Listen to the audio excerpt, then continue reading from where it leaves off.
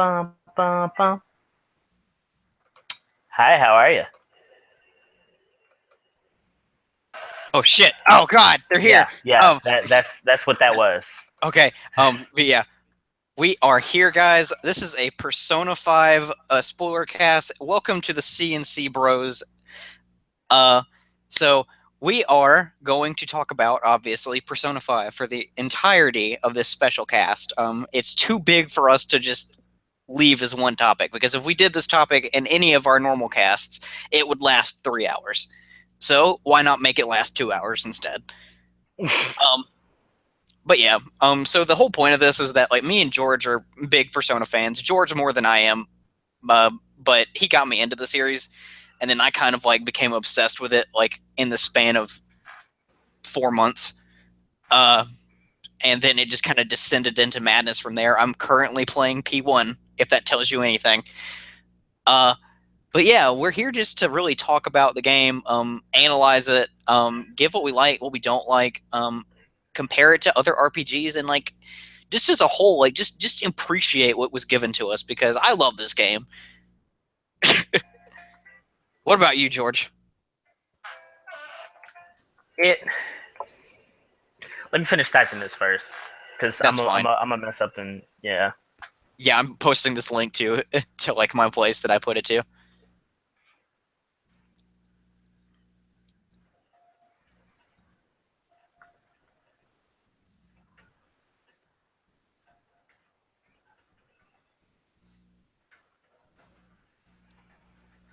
But yeah, so I'll go ahead and say like just to give like a background to like my experience with Persona.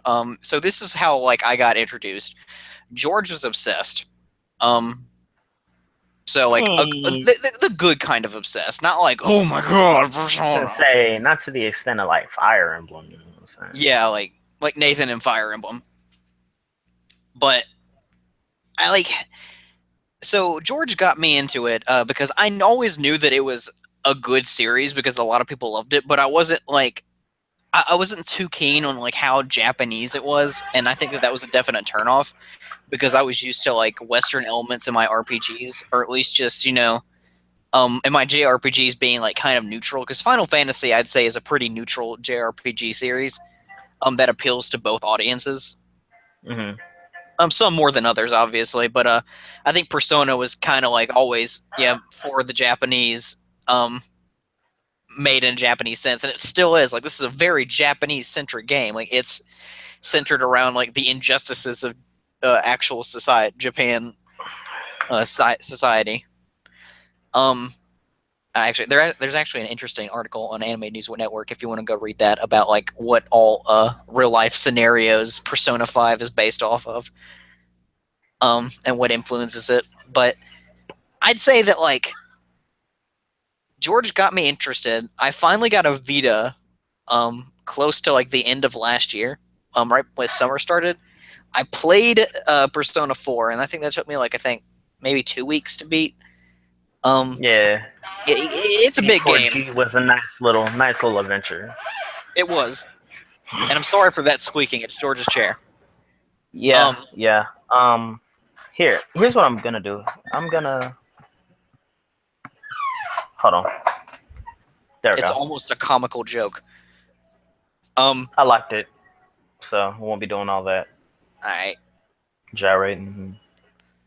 but yeah, I started playing P4 Golden, and I beat it, and I loved it. Like I was surprised that I loved it. I actually got my ass beat in that game so many times, but I love the experience. I cried at the end of it because it legit was like watching your friends leave for summer vacation, and not the kind of summer vacation KH gives you. Like I'm talking like I don't Or know. is it the kind of summer vacation KH gives you? No, that one's If you're just rocking pain and this. suffering. Nothing but pain and suffering in that game. Now, I will say that like I beat 4, and I was like, all right, well, let me give it a bit. And I think I played KH2 or something to get the taste of Persona out of my mouth. And then I immediately went into P3 because I had like money to blow. And I beat P3, and I did not like P3 as much as P4, which is understandable. But I also had a lot of other gripes with P3, and I've talked about that in past streams. But then I kind of like just set it aside. I did a second playthrough of Golden, loved it, and then I kind of just let it go until P5 came out, and I was waiting with a bated breath. Yeah, Shelly did post it to Facebook. So Shelly was in the comments. My bad. Oh, it's okay. But yeah, we played the game and we got it, and it's been a long time coming. Not as long for me because I just got into the series, but let's start off with you, George. Like, how'd you get into Persona? This is gonna be a good one. Okay, so my first Persona game wasn't even an RPG. So I get to Troy. It's 2012, and P4 Arena is coming out, and there's commercials for it and everything, which is weird because I think, granted, I haven't had cable or satellite television for the past I don't know how long, but up until this point, I hadn't seen commercials for Persona games, and Persona games have been like out for quite a while. So I see this commercial for P4A, probably because Arc System Work put the money up or whatever, and I'm like, all right, this is cool. I'm gonna scoop it up. I'm gonna buy it. I'm gonna get it on a whim or whatever. I have no idea who these characters are, but Arc System Works. I started playing Guilty Gear. Let's do it. This sounds appropriate. Yeah, I get it. I start to get to know the characters a little bit, kinda.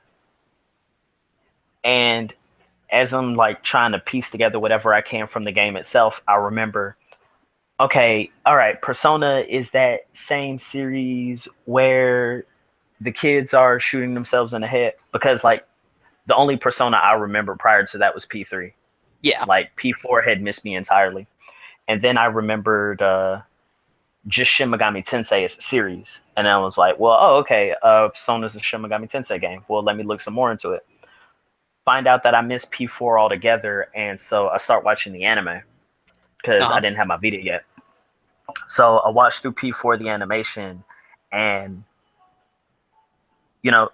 say what you will about whether watching it or playing it takes away from any kind of experience, but watching it like was a journey. I can imagine because yeah. All the answer choices for Narukami were immediately like the most awkward and kind of the most make you laugh. So it was less of a, to me, like, as opposed to playing the game, it was less of a put myself in this situation and get to know everybody that way, and more of a, wow, I just really love Narukami.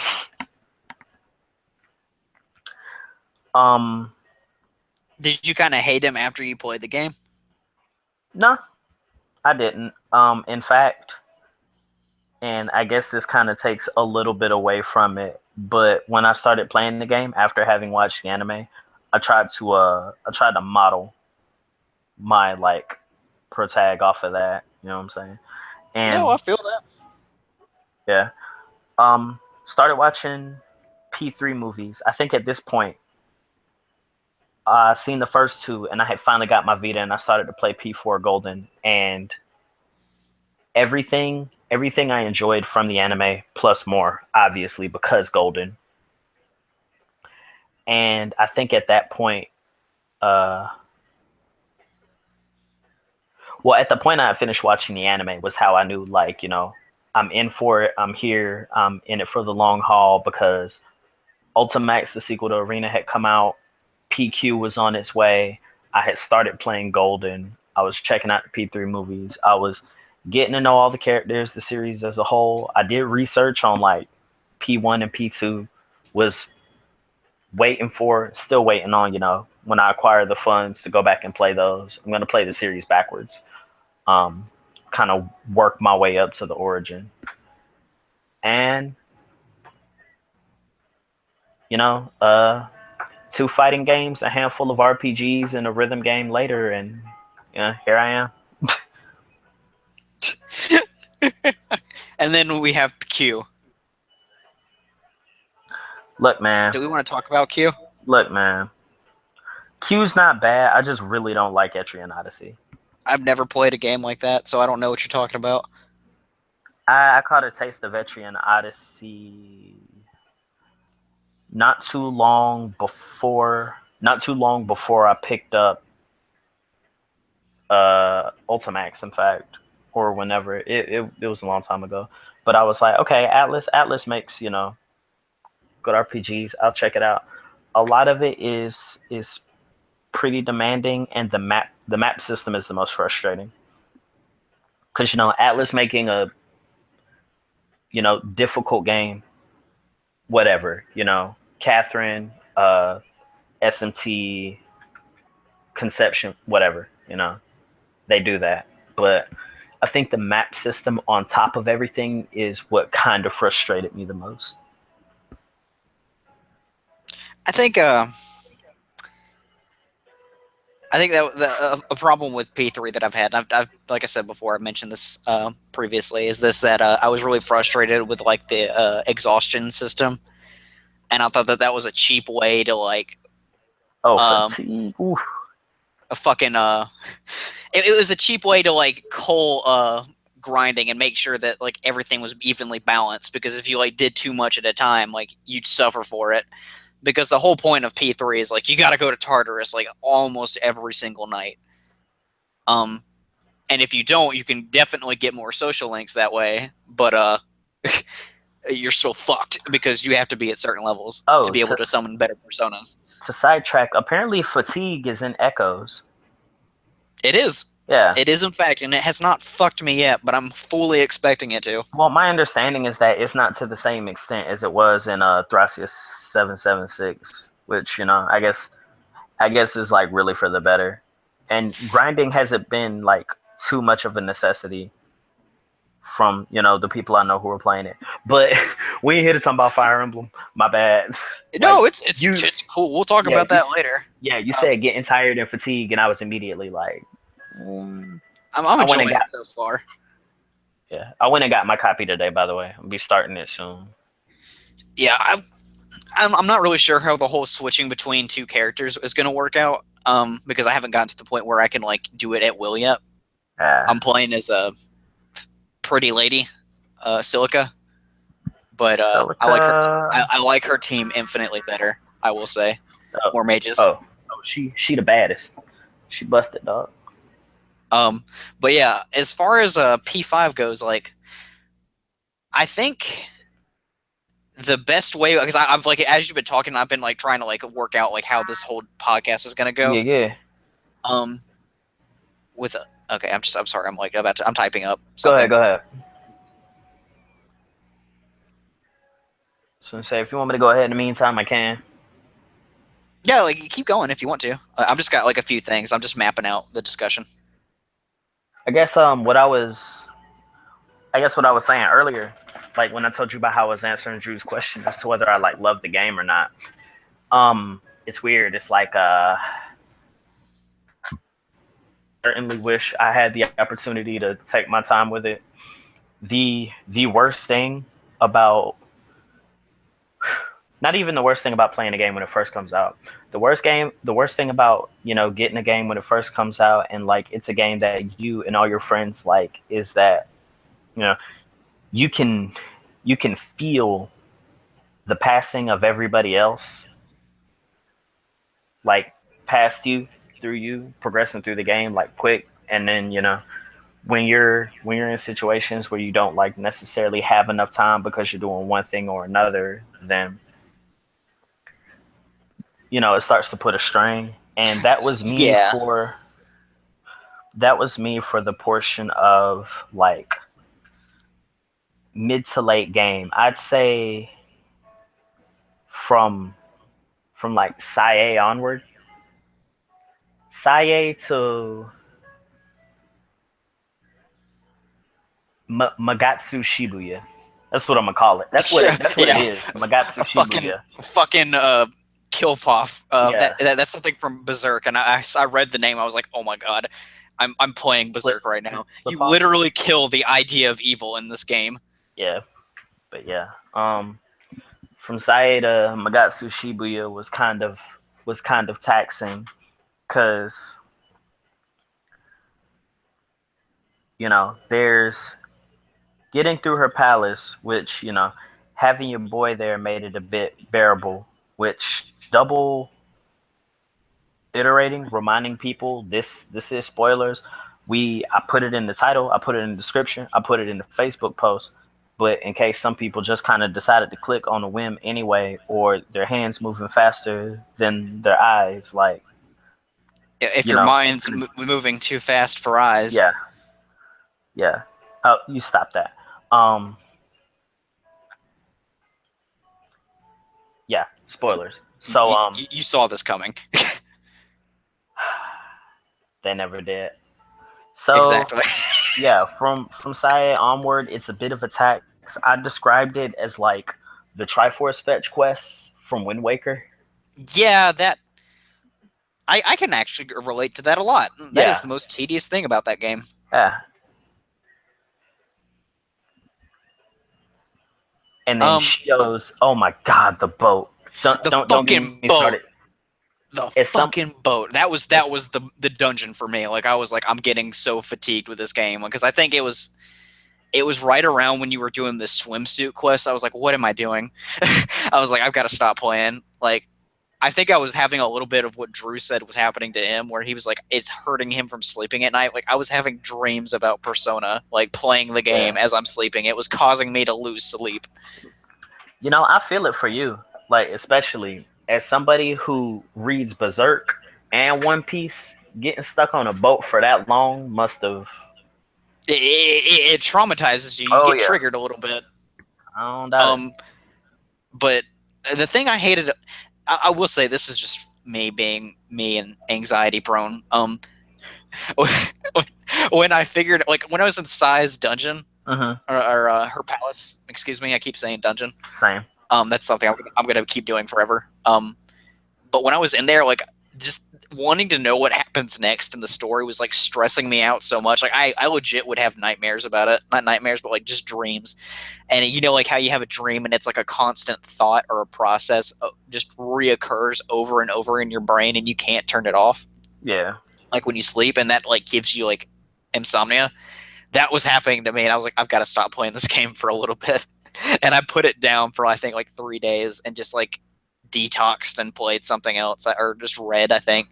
That's what I had to do multiple times over. I would leave the house. I would like go out, smell fucking roses. I'd go play Mario Kart with some people.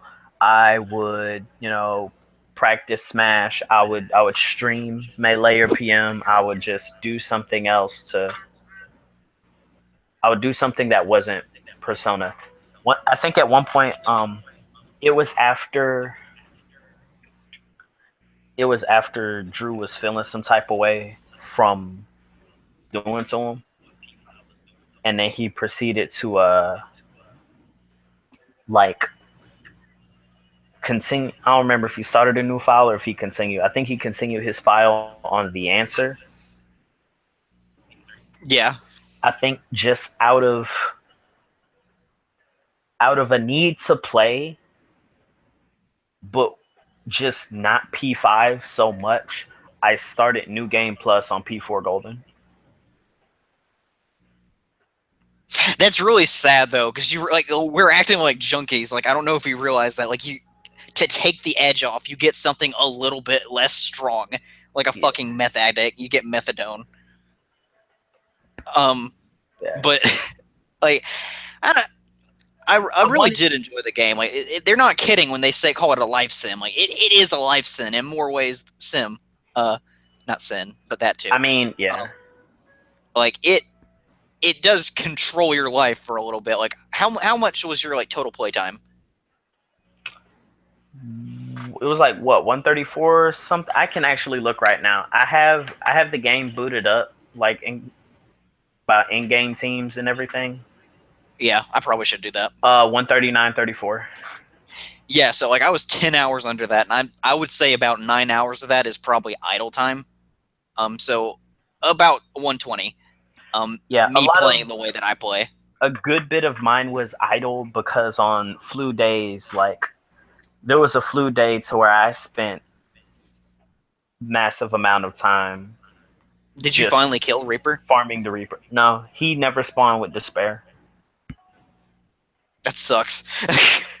It happened my first try, and I was doing like 5-10 damage to him as I was attacking. I was like, am I supposed to not be killing him? Because I'm doing nothing.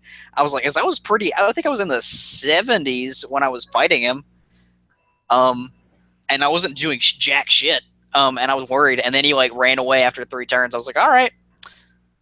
So I that actually happened. think it's funny for you to be doing like 5 or 10 in your 70s to him. I think I actually managed to get off 20 plus damage when I was still in my 50s. Yeah, because it wasn't it wasn't. I was like wondering why he was so like tanky. And I was like, are you I mean, supposed he's to beat him tanky. through legitimate means? Nah, the fact that I was yeah, he's supposed to be he's actually supposed to, from what I've read, be impossible to kill, except through like letting him off himself through despair. But let somebody come through with the merciless new game plus run, with their arson, with cripple, snipe, trigger happy riot gun, Fucking riot gun. max strength, and Gun skills are the shit in this they'll do game. it. Like but no, like a lot of my time was idle. Or at least 9 hours of it was, and I know I played the game like I would play a Golden. Mm-hmm. And like the grindy like first visits to the palace and try and last as long as I can on the first day. I think there's only like 2 dungeons that I had to bail on because of SP. I think it was Okumura Foods because I got fucked up in the first segment, and then I got fucked up in Kamoshida's castle. The rest of them, either they're like very well paced, or I just paced myself really well because that was how Futaba's dungeon was for me. Yeah. Um,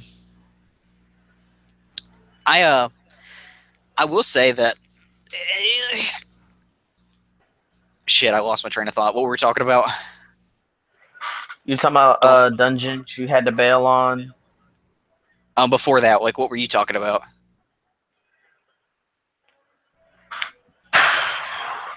I know, right? You asked me about time spent. I was talking about how taxing, like some of the dungeons were, and I Yeah, mentioned everything from Sae onward, and I think that's when you were talking about, the boat. dungeons, and then how much time, and then the boat. I'll say that like this is like as far as time goes, like this is the time saying. Like, make no mistake, if you play this game, like you're going to play for 100+ hours, like, easy. Mm-hmm. And I think that's a lot of turnoff. Like that's a turnoff for some people. Like they just don't want to spend that much time in it. But then I'm also like Witcher 3, like 300-hour like playthroughs, and I'm like going through it, and I think I spent like 70+ hours in The Witcher 3, and I like did most of the quests that I could do that weren't like impossible. But I also like rushed that game like really bad. But it's a tangent. Like I remember looking up those Metacritic reviews that were like super negative, and I was like, people were getting pissed. They're like, "Don't listen to all the hype for this game. It's just another shitty JRPG. Like, don't fall into like the moe anime culture." I was like, "Dude, that's what this game was made for. Like, that's the audience that they're targeting." I was like, "If you don't like it, then this just isn't a good game for you. That doesn't make the game bad. It's just not your kind of game." And then I had one guy that was like, P5's bullshit because An isn't like the main canon lover. She's the lover's arcana. She should have a stronger role in the story, and she doesn't. And I'll talk about that. And Hold up. you need to stop, dude. Like, you need to calm down. Like, I don't think Rise had a strong role in the story in P4. She didn't have a strong role. She was that canon interest, though, and I dare you to tell me otherwise. And then you got Yukari from P3 that's complete garbage. Ugh. Let's not trip. Aegis was the canon love interest in P3. Oh, absolutely. Like, if it wasn't Aegis, it would have been Elizabeth. or Elizabeth. I mean, It would it's be, still. I guess, Elizabeth and then Mitsuru. I mean, it still kind of is. I mean, you play Arena. And then you Elizabeth look, like leaves the Velvet Room to go save you. yeah, like we we and then I'm watching P1. I mean, excuse me, P3 movies right now, and I haven't finished the first one, but like I'm watching it, and I'm like, are they trying to low key ship MC with Fuka? And I'm watching it, and Alexis, the person I'm watching it with, I'm like, she's just watching it, and I'm thinking to myself, I was like, don't do this to me, movie. Like, I don't, this is garbage, and it's not worth anything. Don't try and start something you can't follow up on. A1 Pictures, dog. But I didn't really like the first movie that much. I haven't finished it. I'm like right when they're about to go rescue Luca, or whatever her name is, Fuka.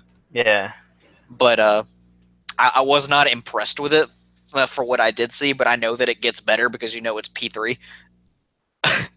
And it's the same with the Berserk movies. Like, they get better as they go. But anyway, I was reading this Metacritic, like, just negative reviews of it, and most of the criticisms were just from people that either didn't like the time limit and they had never played a Persona game before. Cool boy.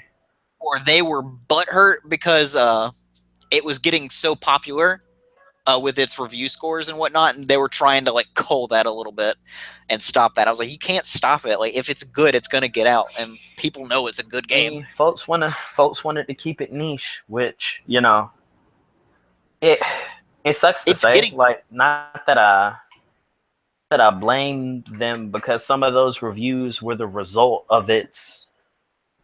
Some of those negative reviews were the result of its. I guess not meteoric. Nicheness.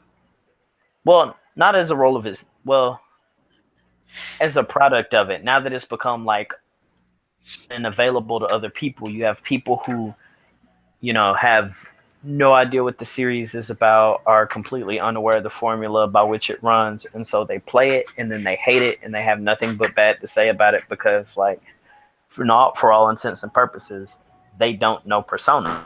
So I could understand people, wanting to kind of keep it niche, wanting to kind of keep it enclosed and close to home.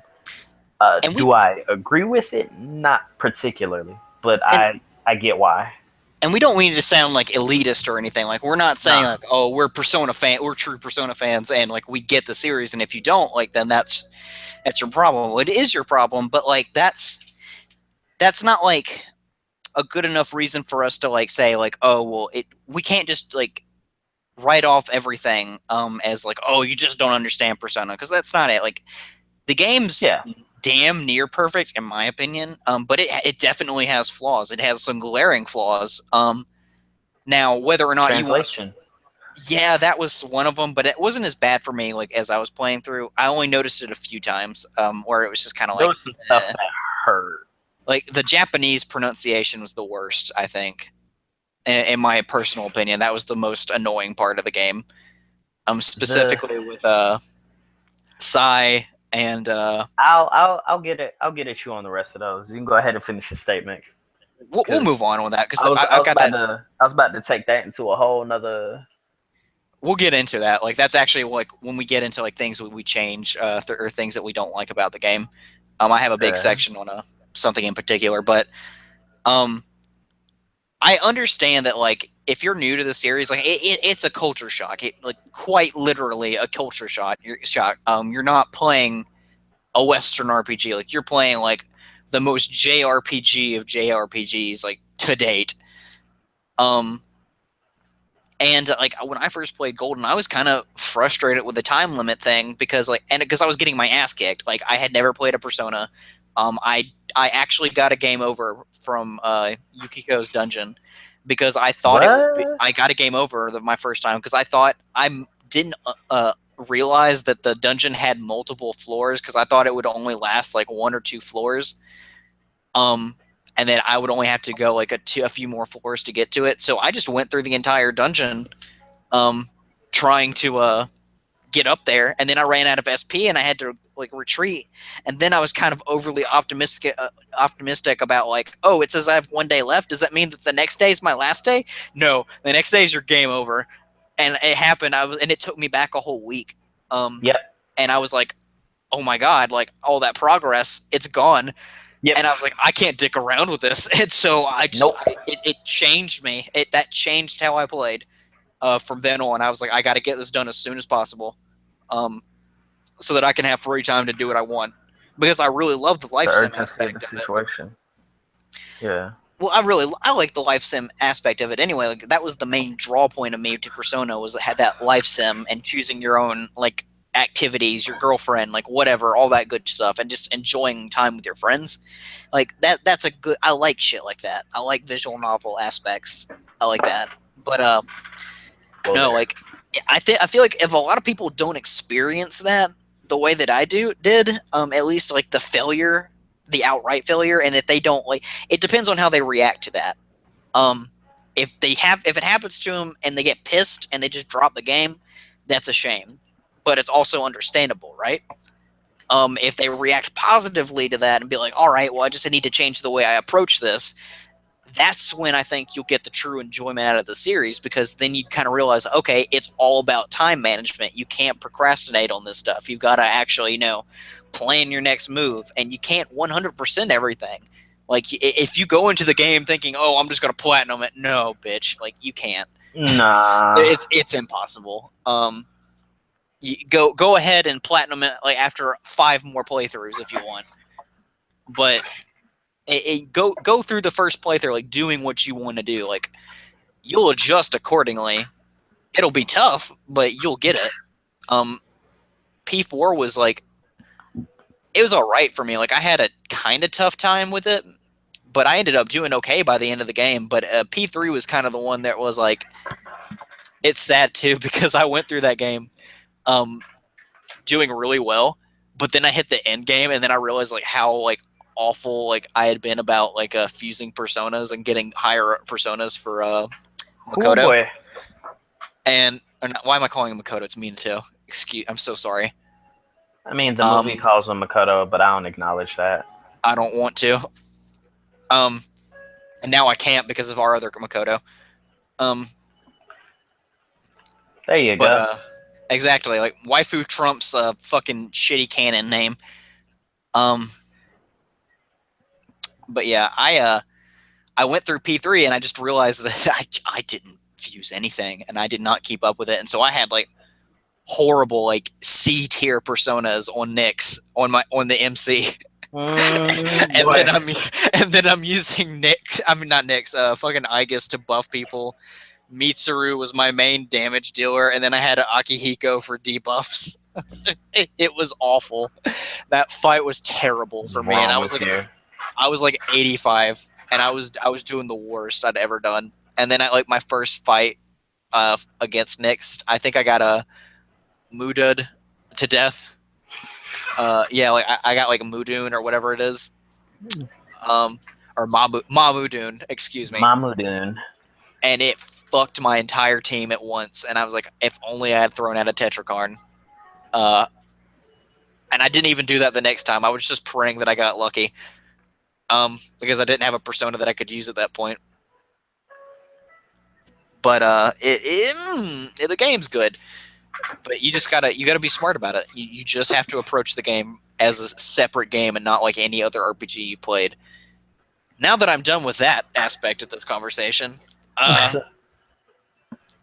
let's move on to something else. All right, so that's a good introduction to the discussion. So why don't we talk about like things that we like about the game? And this is a multifaceted topic. Obviously, it's huge because there's a fuck ton to like in this game. Let's talk about the characters first. What did we like, and who did we enjoy in particular, and like what kind of relationships did we enjoy seeing in the game? Like how did these characters speak to us? And I will go ahead and I'll give you the floor for this one. All right. Wow. Characters.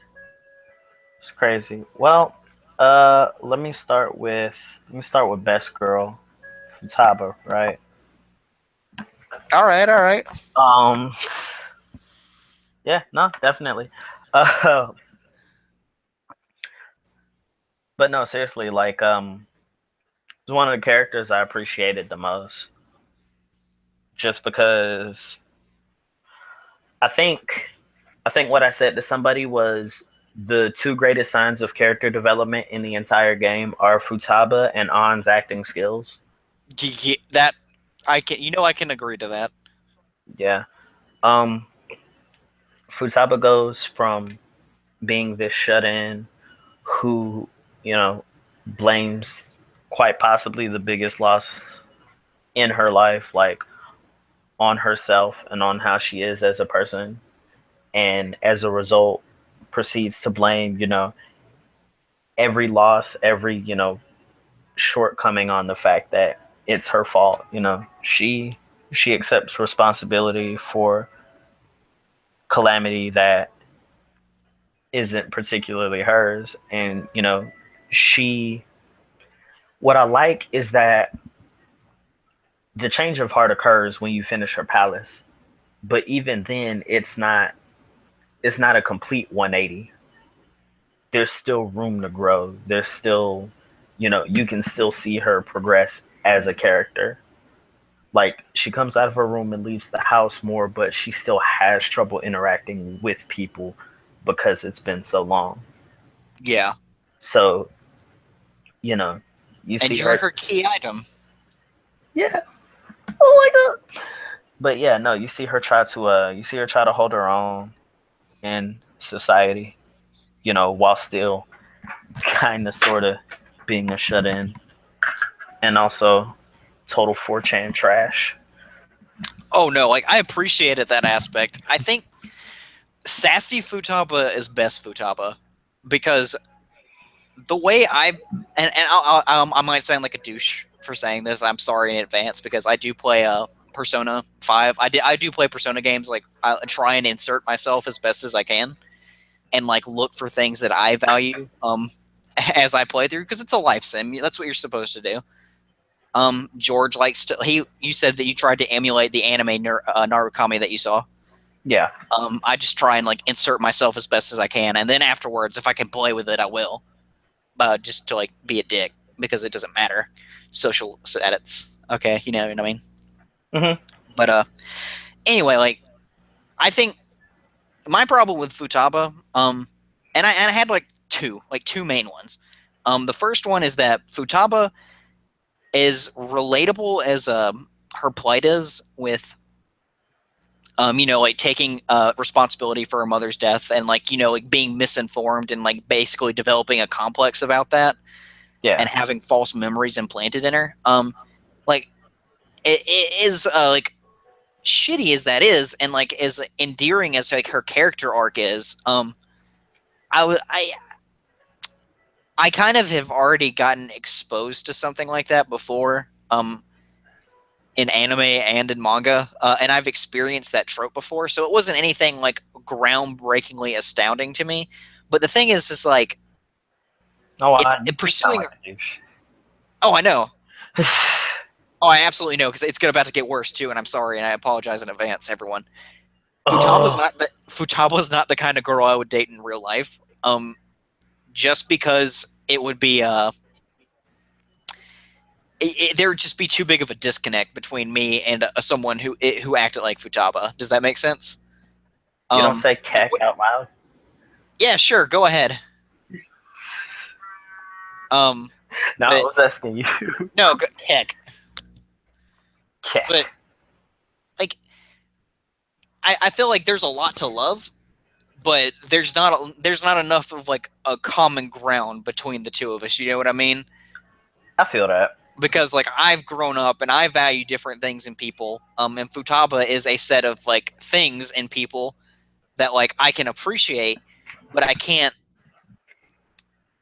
What's a good word? Not negotiate. That sounds even worse. Wow. Um, I can appreciate, but I can't.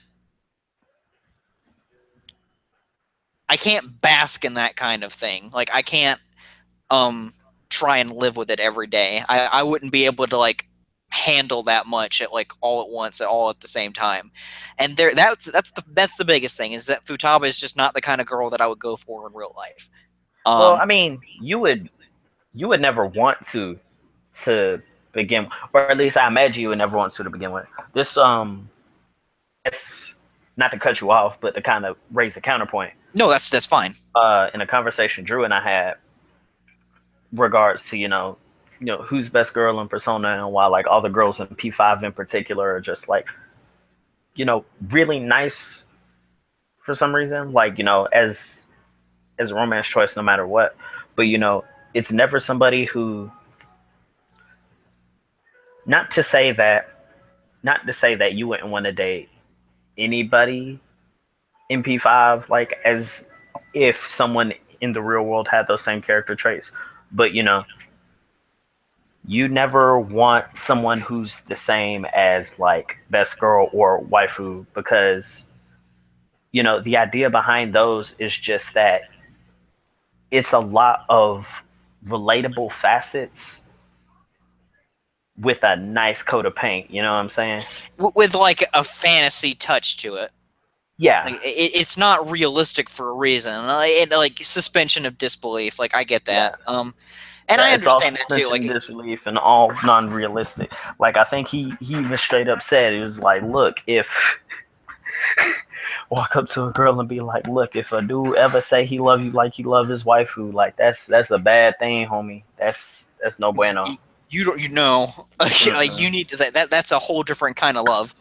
Mm-mm. And I'll be true about that. But like, yeah, I do. I can understand. I agree with that. That like a lot of the personality traits you see in P5 with like Futaba and like other characters too, like that's all hyperbolic. Like it's trumped up like on purpose to like appeal to like that audience, that like that the way anime is. It's like it's animated. They're all animated personalities.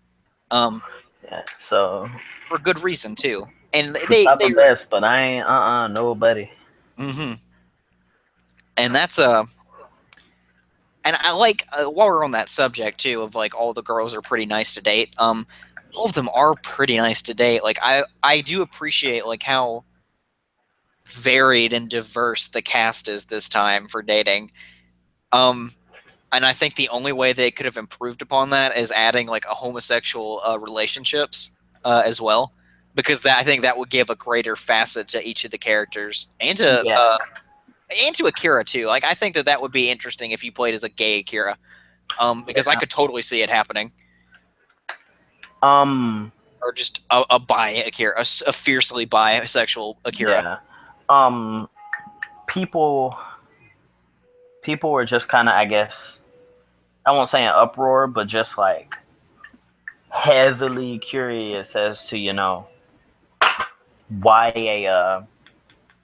a female option hadn't been available like it was in P3P, and I guess to a lesser extent the P2 split. And it would have just been, I don't remember if it was I think it was Hashino in particular. His response was just that it would have been a lot of extra work, because you would have had to take like everything you've structured now as far as the confidants go, and then redo it in the reverse. Yeah, redo them and flip them over. You know what I mean? Because I won't lie, like this game pulls no punches over giving the implication that everybody you talk to wants to smash. Oh no. Like that point, that's obvious. I will say though that like the only thing like story wise that I could have a problem with it, as far as a female, is like the whole like pushing Shido down at the beginning, and him being like, "I'll sue you, damn brat." Like, I feel like that would that whole backstory would have to be like restructured just a tiny bit. Because I don't feel like Shido would be as intimidated by like female Akira. And I'm going by that fan art too, by the way. Like whenever I picture female Akira, I'm thinking of that fan art that I've seen. The one with like Chan. Titties Chan. No, stop that. Like Jesus. Stop that. But anyway, as far as like other characters that you like and other relationships that you enjoy in the game. Okay, so it took me a while It really did. But I won't say it took me a while. I was like very, I guess, angered with it at first. Mishima. Oh no. At first, I thought Mishima was trying to live vicariously through everybody and just kind of flaunt it around because, oh, he's the dude in charge of the fan site. Oh, he, for a second, I swear he quoted David Ruffin in the Temptations movie. Yeah. Oh, y'all ain't nothing without me. You know what I'm saying? I'm pretty sure But he did. yeah, yeah. Ain't nobody here to see you, Otis. But as you go further and further through the social links, I actually think I was one away from maxing out, and I'm upset that I couldn't make the last one happen. But nah, over time it's like nah, he's about it. He's misguided by his own desires. I mean, you even flex on him in Mementos, and when he's like, "What you gonna do? Change me?" He's like, "Nah, do it yourself, you punk." You bitch ass motherfucker. On the inverse, I did not like Mishima. I felt like I saw what angle they were playing with him, but at that point, I was just like, no, dude. Like, I'm not. I don't. I already didn't like you because you were kind of a bitch ass, like in the beginning of the game, and then as the game progressed, like he became more of a bitch ass, like just in another Yeah, way, shape, or form. And I was like, I can't feel sympathetic towards this character because like he keeps screwing himself, and then by the end, like, and then he was kind of playing the role of a Yosuke, a little bit with like the pervy, like let's go get girls, and you better not like bail out on me. We have to go do this and go order this maid service. I set up a date with these hot girls, man. Like we're gonna use our Phantom Thieves like cards to like pick up chicks. And what was it like? Did you touch some titties? Like let's go find women. Like he was it Yosuke. was like having two Ryujis. No, Ryuji's not that bad. Like this is what I think happened in the development cycle. They took Yosuke and they're like, all right, we need to have these tropes in here, but we can't have them all in the same guy. So Again, they just took Kanji and Yosuke and made Ryuji, and like we'll make him likable, a little bit of a nosebleed asshole, but not excessively.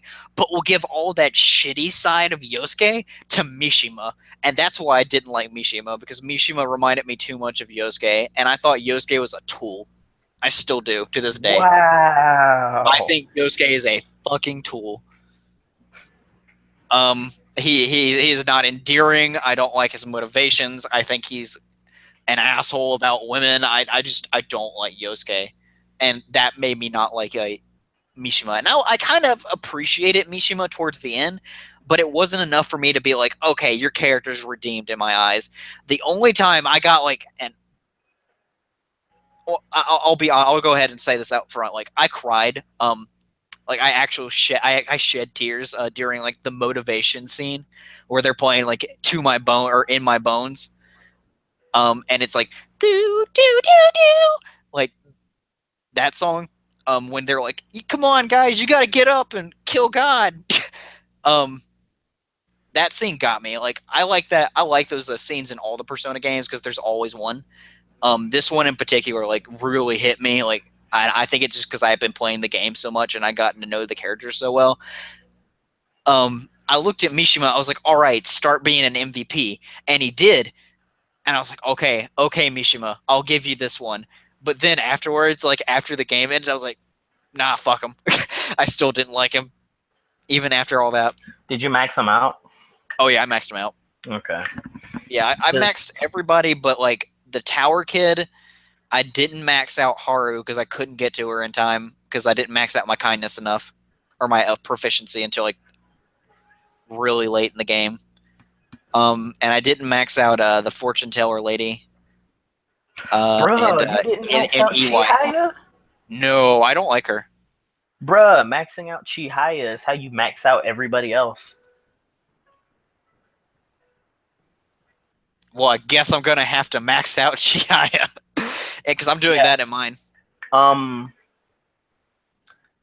Because I've been doing really well with my New Game Plus. As far as Yeah. getting everybody in, I think I've already maxed out Rigi and On, like just going through the day by day stuff, and I maxed out Takamaki. And I did the twins as soon as they were available because obviously you just need to fuse personas or recall them.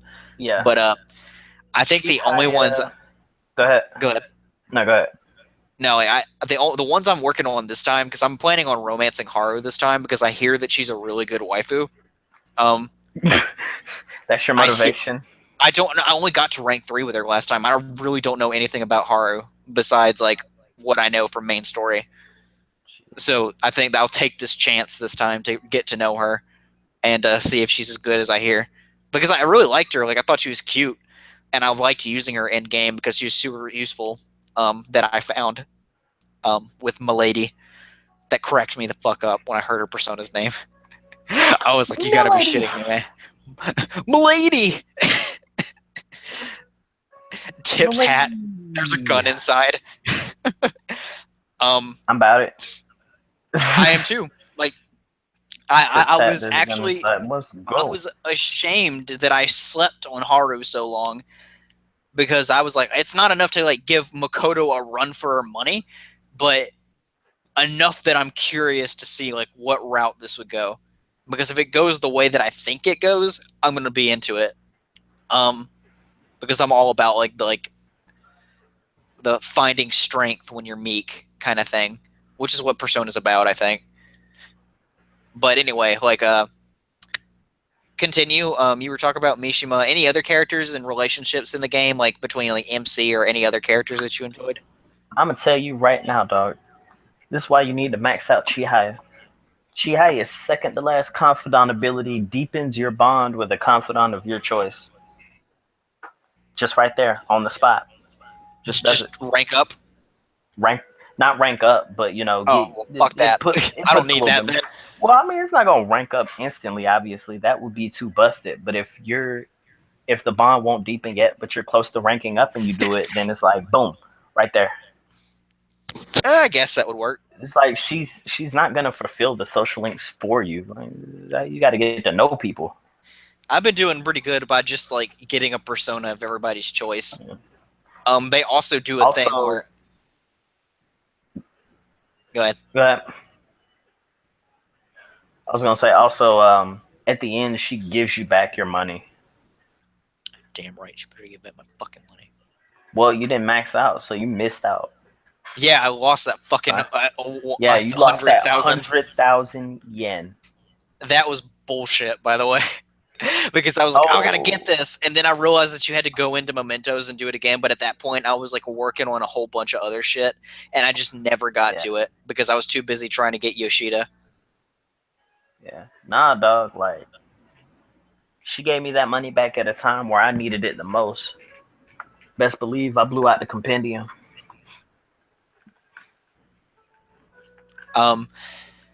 I really like the twins in this game, like just for a bit. No.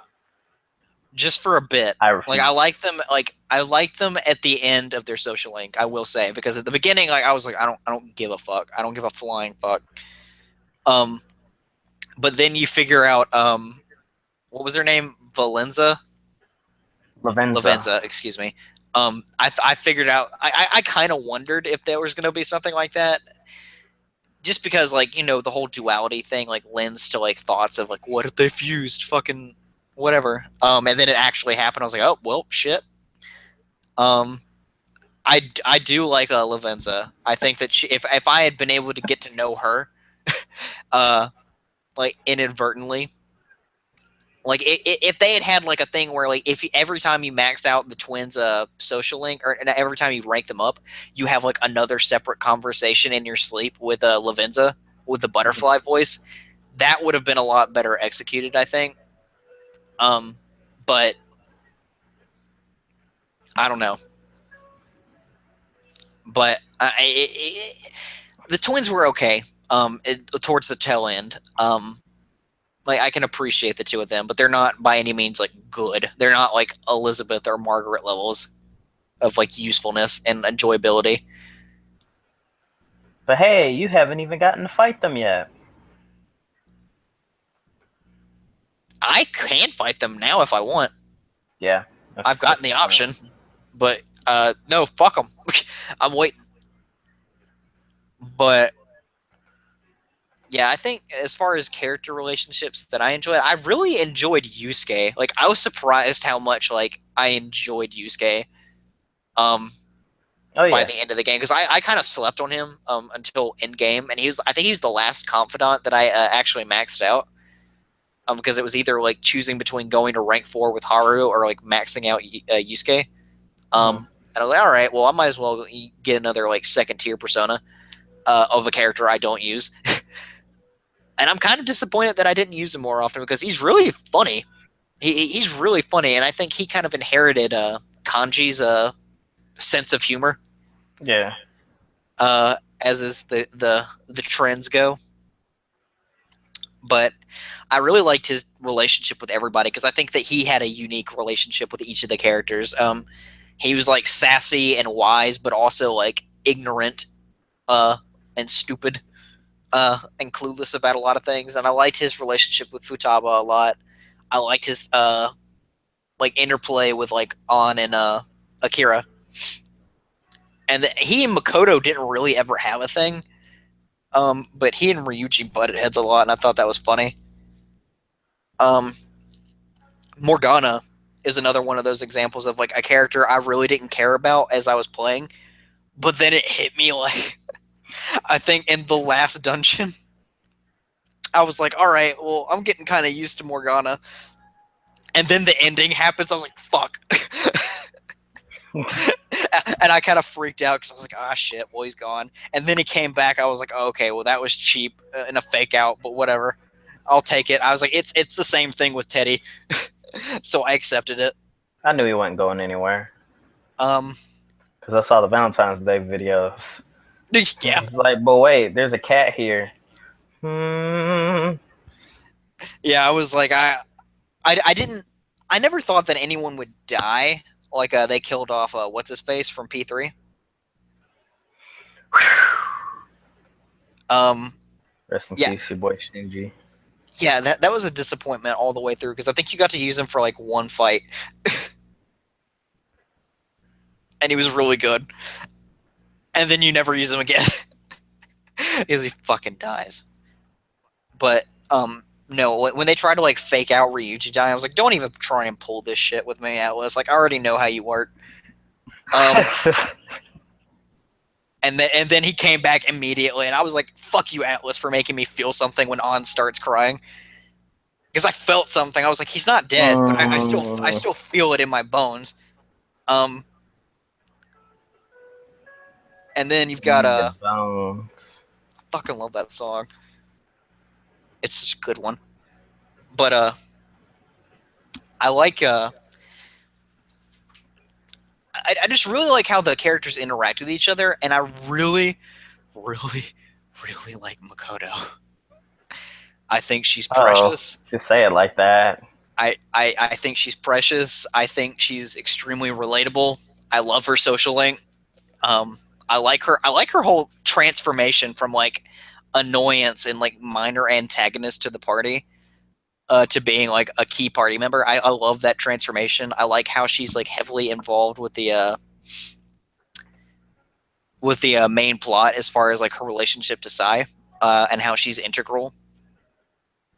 Because people. I think, huh? I said she's good people.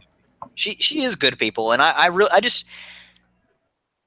didn't go into this game thinking that I would like Makoto as much as I did.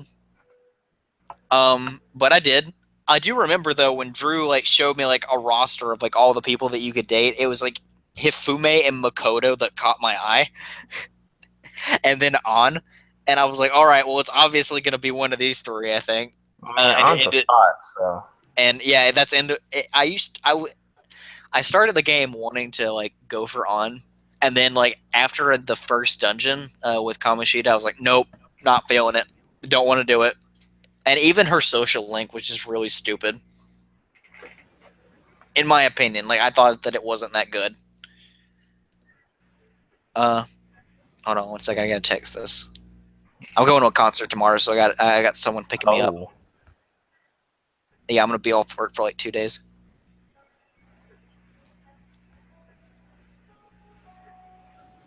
Shit. All right.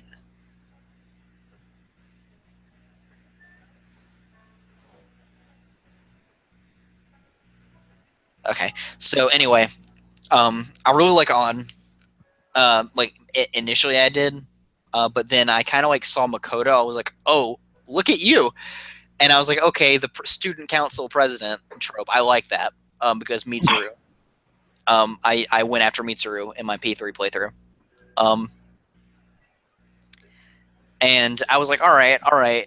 She's kind of annoying because of the whole antagonist thing. But then I saw that scene with her and Sai where Sai's like, why are you just a leech on my life? Like, all you do is do nothing but drain away at me. I was like, Jesus Christ. Like, that actually got an audible what the fuck from me. And I was like, oh, you poor baby. And I was like, I immediately, as soon as that happened, I was like, I already see where this is going, and I love you forever. And then it became like the game was slowly shipping her and Akira, like real subtly. And I was like, oh, I know what's about to happen. And then I think it was after Futaba's dungeon that I decided that I was going to date her, based on like, I think because the whole thing with like them getting stuck together in Futaba's house, like that was the first indicator. I was like, because I was already liking her. I was like, maybe she'll be the one. And then he like saved her as Futaba's mom was attacking the pyramid. And I was like, oh nope, I have to do it now. And then I got that nice little beach date with Makoto, which apparently, well, who'd you get? I had. Did you get Mishima and Ryuji? Well, I went on one with Makoto, but I didn't get to go on one with Kawakami because I had done the rank 9 thing. But you know, at rank 9 she runs off, and then you need rank 10 to solidify. And I hadn't hit rank 10 before the trip, so yeah. So you need rank 10 with Kawakami before the trip? Yeah. Oh well, then I'll do fine this playthrough then. But yeah, I just I really liked like I just really appreciate Makoto's like whole character arc. I like the whole idea of like, okay, I've been holding back this side of me for so long, and this is who I really am, but I have to keep like doing what people tell me to do because I don't want to make anybody unhappy. Right. But you can only do that so long, like before it spills out. And I relate to that on a personal level. And then I also like the whole archetype of like a girl that's like super smart and really sweet actually, but she can also kick your ass like when it calls for it. And I love that aspect of characters. And then like we were saying, like it's hyperbolic in this game, but damn if it isn't sexy. But yeah, that Ryuji's fine. I mean, I thought I would like him a lot more than I ended up doing because I really liked him in the beginning. But as the game went on, I was like, really fucking Ryuji? Like he was more of an antagonist than anything towards the end because I was like, you fucking idiot. It was his fault constantly. And then I stopped using him in fights because I had better alternatives. I think I swapped him out for Haru because she had much better physicals and and more versatility or whatever you call that. Mm-hmm. And then Akira at that point had like I think I gave him like Gabriel. I think that was like my like final persona that I used for like in-game shit. And that like had like physical resistance or something, and it had like a charge and Vorpal Blade or something. And like it halved like damage to yourself whenever you use HP attack. It like cut that in half and had that ability Arms Master. It just had a whole bunch of good shit. And I used Gabriel for like the entire like final section of the game whenever I needed to. But before that I used Siegfried, who I think like nulled physical. Yeah. Because as soon as I got like a null or strong against physical like persona, like the game was over for me as far as Akira, because like that was my go-to, because a lot of bosses in this game rely on physicals, like a lot, like surprisingly a lot. Um, but I liked. I've been ignoring him, but I guess I didn't want to talk about him until later. But I liked Akechi okay. Yeah, no, I'm morally obligated to like him. I like him. Like he was cool, but like, all right, I'll just go ahead and get. We'll get this section because characters we'll come back to. But I want to go ahead and like address this because it's presenting itself to me. The biggest flaw of Persona 5, in my opinion, is its pacing. Like that is the most like glaringly obvious like problem that the game has. It's how it paces its story and its gameplay, especially towards the latter half, because it kind of like it goes at like a snail's pace and it's more evenly paced at, like towards mid game. But then once you hit size dungeon, like shit hits the fan and it just goes off the rails, and they're trying to wrap up so many plot points. Yeah. And I get why they had to do it, because like you can only have so many days in a Persona game, or else everything like the mechanics become broken. And you get too many days, and it makes it too easy to max out confidants, and it makes it too easy to like boost social stats, which they need to add like a layer of like you have a time limit to the game, right? Like you have to like manage your time well. But if you have too many days in a year, you don't have to manage your time as much, which is why like they have so many days where Morgana is like, hey, why don't you go to fucking sleep? That's why you have to like spend at least 2 or 3 days in a palace before you can beat it. Like they're padding it out. Yeah. That's why you can't play the last 2 months, because they pad it out.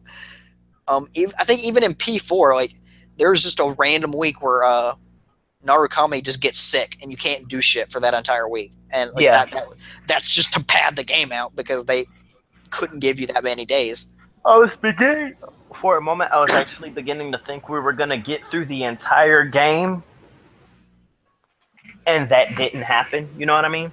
Oh yeah, I was wondering how they were going to accomplish it. And I mean, finals happened, but finals happen. All the games is whatever, and then like we get to the end, and it's fucking and it's Christmas. like, all right, turn yourself in. And I'm like, wait, what? What? I was like, you in the pen till February, my dude. Free my boy Akira. Free my boy Akira so he gets some sweet puss.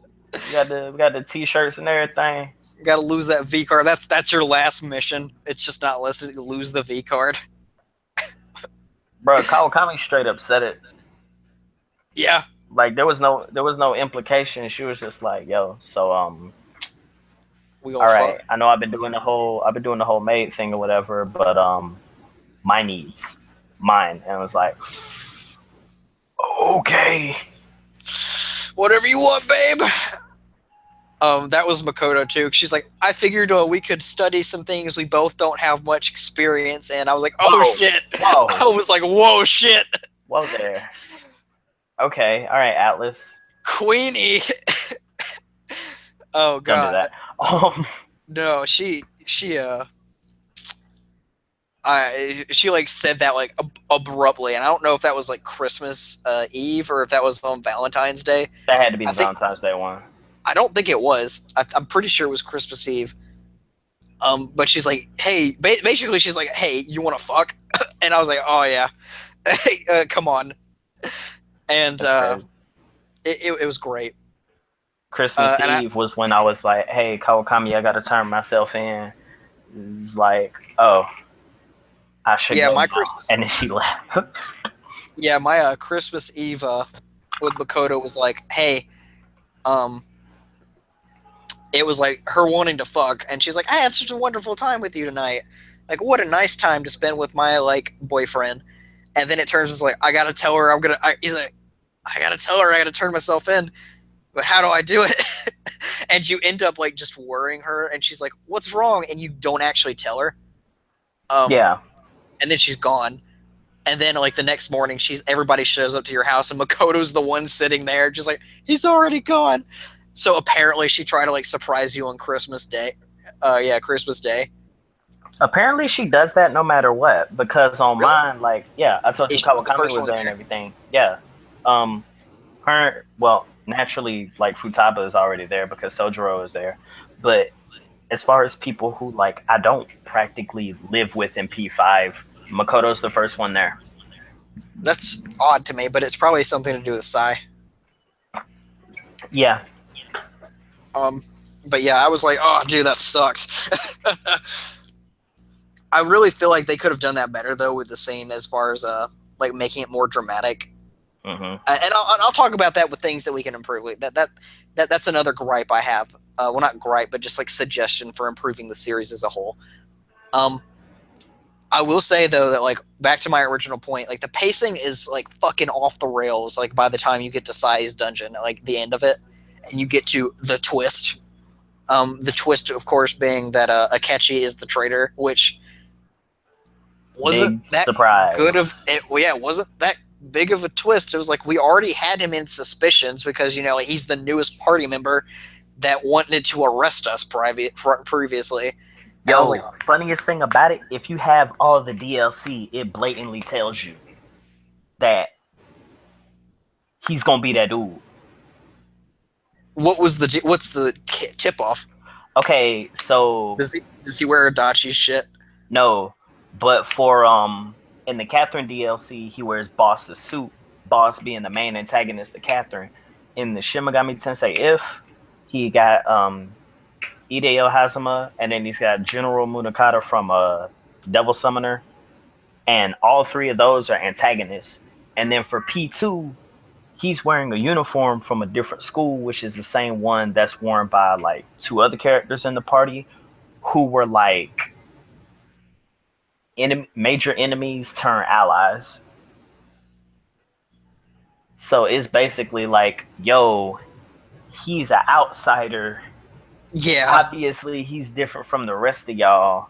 I didn't think about it because like only DLC I had was P3. Well, no, I got P3, P1, and Catherine.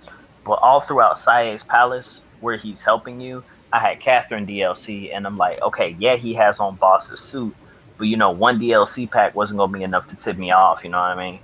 Yeah. I was gonna be like, oh, he got on Boss's suit. That's kind of funny. And I didn't expect it because I was just like, okay, it's a Persona trope. But he's gonna be a party member. He was on the box art. That was my biggest like. Drew actually told me like. Drew told me he knew that he was gonna leave you eventually because he wasn't in the intro. And I'm like, okay. I mean, you're right, but I'm like, he's also on the box art and on the title screen, so it's a take one, take the other kind of thing. But I guess if you expect him to be there, he's in the very back of the title screen, though. If you expect him to be there based off the box art, and then he's not there in the intro, then it's like, oh, okay, I got you. Yeah, and I was like, well, and he was really useful though. Like that was like my first big tip off. I think like because I had no idea. Like it's funny. Like I had no idea that would be the twist. But like when I found out that it was the twist, I was like, that's it. It was that kind of thing. I was like, they really went the same route as they did before. Like the whole Adachi kind of character thing, like the investigator, the one that you think would be a sidekick. Like that right there. That's why I'm morally obligated to like Goro Akechi. Because he's like Adachi? Mm-hmm. Exactly. Because I was like, all right. Everybody knows. And then I talked to Drew about it. Drew saw it happen. And I looked at him and he knew because it's the same. Hazama, Yuki Terumi, Toru Adachi, Dio, like I have a thing for these kind of antagonistic characters. And Akechi's a great character. Like once you figure out all of his shit, like how he's Shido's son, and how he's like got another wild card. Like that's huge. Like that was huge to me. I was like, shit, he's got the wild card. Like this bitch is actually like, you know, a threat, because Adachi just had a persona, and it was just like, you know, reverse Izanagi, Magatsu Izanagi. Yeah. And I was like, okay, well, whatever. That's fine. But like, he actually had the wild card. I was like, that's huge. And then Akechi dies, and I was like, does he? He's dead, dude. Does he? He's fucking dead. Does he? Yes, he's dead. They can't bring him back. Okay. Because I all I'm saying is, P5 Arena ain't out yet. I'm holding out some kind of hope for that, but I don't have much, because I was like, my thing was like, okay, I in my mind I was like really praying that he wasn't dead, because I was like, I really like his character now that like I understand everything about him, because he's extremely compelling, and he's a psychopath, and I love it. I love psychotic Akechi when he's like, oh, Loki, and when he screams out persona in his fight, he's like, persona. He like screeches it. I was like, oh, dude, this voice actor's hamming it the fuck up. I mean, I love it. But I wanna hold out hope, because I know if he's dead, then he's not gonna be in P5 Arena. Well, my thing, P5 Arena. Well, they could always bring him back via like, you know, bullshit. It hasn't stopped them before. Where's Shinji at? 6 feet under. Okay. He could always come back like Morgana. Like that was some bullshit. I ain't trying to take no risk. I mean, it's actually quite possible that, okay, yeah, they did that. They reset the world. They reset, like, you know, they pull a Madoka Magica where the events didn't have to happen to begin with. Fucking Steins Gate.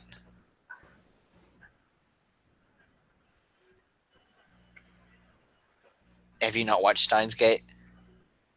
Not in its entirety. Okay, well, never mind. Anyway, but no, like I have a clue. My thing about Akechi was like, as far as like him being dead or not, I was like, okay, at the end of the game where you're like, all of your friends are like, we got to get evidence against him. I was like, okay, the only way they can free and clear my fucking name is if Akechi fucking lives and testifies and goes to jail. I was like, that's how they're going to do it. And then he didn't show up. I was like, oh shit, this man's dead. He's fucking toast.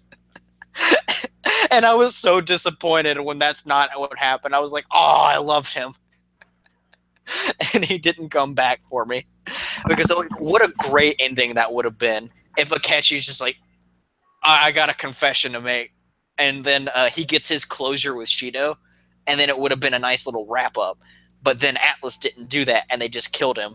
And they like destroyed the pacing of the game that way. Because the way they were setting it up, that I think, because I'll be real honest, like I called most of the plot and structure of this game based on Atlas tropes, or at least Persona tropes that they've made it established since 3. Every game you have to fight God, or some variation of. Every game you think you've beaten the final boss, something happens. Every game you have a twist, someone who you don't think the villain is the villain. And every game you can potentially get a bad ending based on a choice, which I got the good ending on accident. Because I made a save just in case, because I was like, okay, I don't want to spoil myself like I did with P4 and figure out that it's Adachi, which that one you can actually screw up really easy if you don't do it right. So I actually needed a walkthrough for that. But this one, I was just kind of like, all right, I won't be an asshole and sell my friends out. And then I got the good ending, and I was like, all right.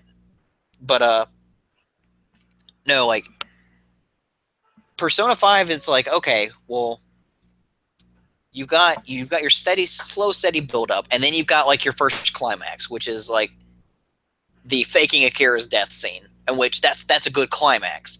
But then you got to come back from that, and it's like, okay, we've got all these characters and we've got all these plot points with Shido. We got to wrap up Shido's plot point, because like we got to make room for like, oh, who's the real enemy here? It's God, right? And I was wondering how they were going to do that. And I was thinking the way that they were setting things up with... His name is Yalidbouth. Yalidbouth. I call him Yaldabouth. Drew apparently calls him Yellow Broth. You know what? I like Yellow Broth better. Okay, so Yellow Broth. I'll call him the idea of evil because that was what I was calling him while I was playing the game. Oh. But he what was I saying? Fuck. The way they were setting it up, because they made like key drops, like as you're going through Shido's dungeon, like how Akechi was the one that had the persona power first. He came to Shido, and you didn't know at that time that he was his son. And I was like, okay, since Akechi has had this power longer than anybody else, and he's the one that really knew about like how to use it, and he's the reason behind the mental shutdowns and whatnot.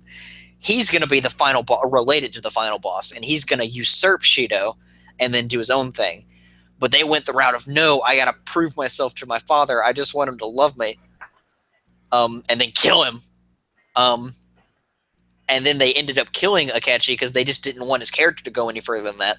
I thought Akechi was going to survive past the dungeon, and then he'd show up close to the final boss, and he'd pull like a fucking, who am I trying to compare it to? That guy from P3, Anti-Jesus. Yeah. I thought it was going to be that kind of situation where like he's there till the end, and you have to fight him before the final boss, and like a boss rush. But then they didn't do that. And I was pretty disappointed because I thought that would have made for a more compelling ending, because like that way you can see the full extent of what Akechi's character is and what his abilities are, and then you can explore his relationship with Akira more. But then they just kind of ended it outright, like the next time you see him, and I was like, well, that's a waste. And they're just kind of blowing the P5 the answer. Yeah, I was like, I hope that happens. But I thought that P5 blew its load too quick with that, and then by the time you beat Shido's dungeon, and then you have to go into like Mementos for the last time, or like the pits of Mementos, whatever it's called. The depths of Mementos. That is like the worst stretch of gameplay. I love the puzzles in there, but good God, is that a chore? Like, it's gross. It's disgusting, even how bad that area is, in terms of just like monotony. Because at that point, like, you don't know who the main villain is. You have no clear motivation besides, oh, we've got to steal society's treasure and seal the metaverse. If you played a Persona game, you know what's about to happen. If you don't, you're just kind of like, whatever, and nothing's really happening, and it's boring, and it's grindy. And it's just a really bad stretch of gameplay. And then you get to the idea of evil, or the Holy Grail, whatever the fuck you want to call it. And that whole thing happens, and then the shit with Igor happens. And I will say that, like, that's another thing. Like, they put the whole thing with Igor in the right spot in the game's narrative, but they rushed it. I don't think they took enough time explaining it, in my personal opinion. I also think that, actual Igor should have been out there longer. But that's my opinion. I think the game's biggest problem is the pacing. I think they kind of just shat the bed with the final like fifth of the game. Still good, but it was rushed to put out like a complete balanced product, I think. It kind of it's almost like the conversation we had about Final Fantasy 15, to where everything just kind of, how everything was kind of expansive and like kind of mind-blowing early on in the game, but when things start to narrow down and it takes more of a hands-on, they want you to take a more hands-on role in being engaged in the plot and everything. That's when stuff starts to get a little monotonous and hurty. Hurty, hurting, painful. And so everything just kind of has to collapse to stay in line. You know what I mean? Yeah. Now, I really enjoyed if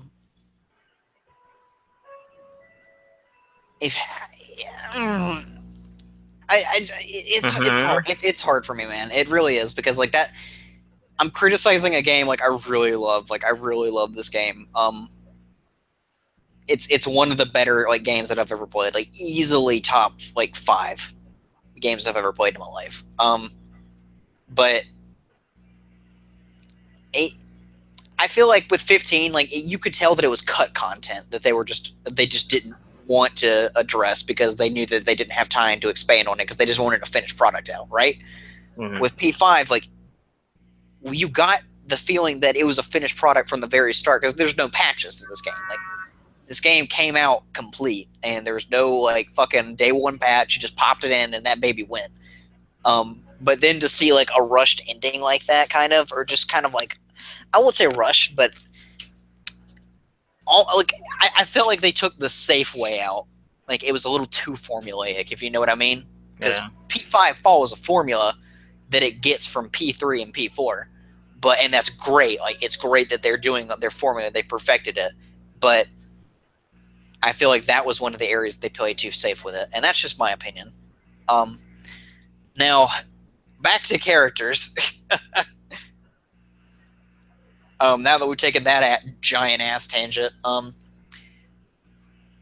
say we talked about characters enough. I like the social link. We'll just talk about the social links, like the non-playable character ones. I liked all of them for the most part.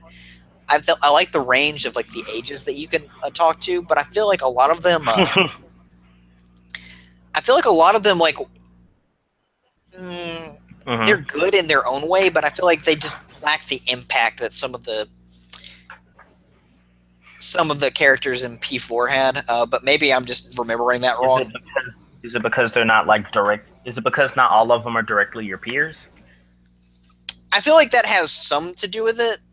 Because like, a prime example of this is like Takamaki. Not Takamaki, excuse me. Tai. Um, Oh, Takami, yeah. Takami. Yeah, I always get them confused. Um, so Tai, I love her. She's a good character if you think about it, but it's like, all right, well, what do you want me to Mm-hmm. do with this? Because people love Tai. I've seen some Tai lovers, but I've just I never got like the sense that like she was anything more than just like a means to an end. You know what I mean? Um, her character arc was like, Go on. oh, I saved a patient, or I'm trying to save a patient, but then oh, patient might be dead, but oh, patient is alive, and I can actually save patient now. All right, well, you just finished what you were doing already. Like there was no like there was no like personal growth there, except like Well, in my opinion, it was just Akira basically telling her what she already knew. I mean, understand like in the field that she's in, it's a line of work where people's lives are in your hands, and regardless of the steady amount of progress being put towards your work, you know what I'm saying, you go through that, win lose, pass fail, steps forward, steps back, knowing that what you do directly impacts the life, and not from a philosophical standpoint, but even from like a literal standpoint in terms of mortality. What you do affects the life of another person. And so, yeah, she's doing, what she already knows she's doing, but that has to sit in the back of her head that, she was trying to do something positive for somebody. She was trying to enrich this particular character's life, and something went wrong. It got blamed on her. She got like kicked from the university hospital she was working on. And the thing there was that, she was ostracized as a result because of all that blame being placed on her. So her deal isn't so much, I guess, not a growth, but a refusal to like regress. You know what I'm saying? In Yeah. spite of all this, she's still doing this for this patient that she wants to see smile, that she wants to see live. And every step of the way, you have her former chief trying to knock her down. You have all these rumors that are being spread, and eventually, like in an attempt to stop her, because she knows she's making progress. Heck, he knows she's making progress. He just, lies to her outright as a means to, break her and demotivate her.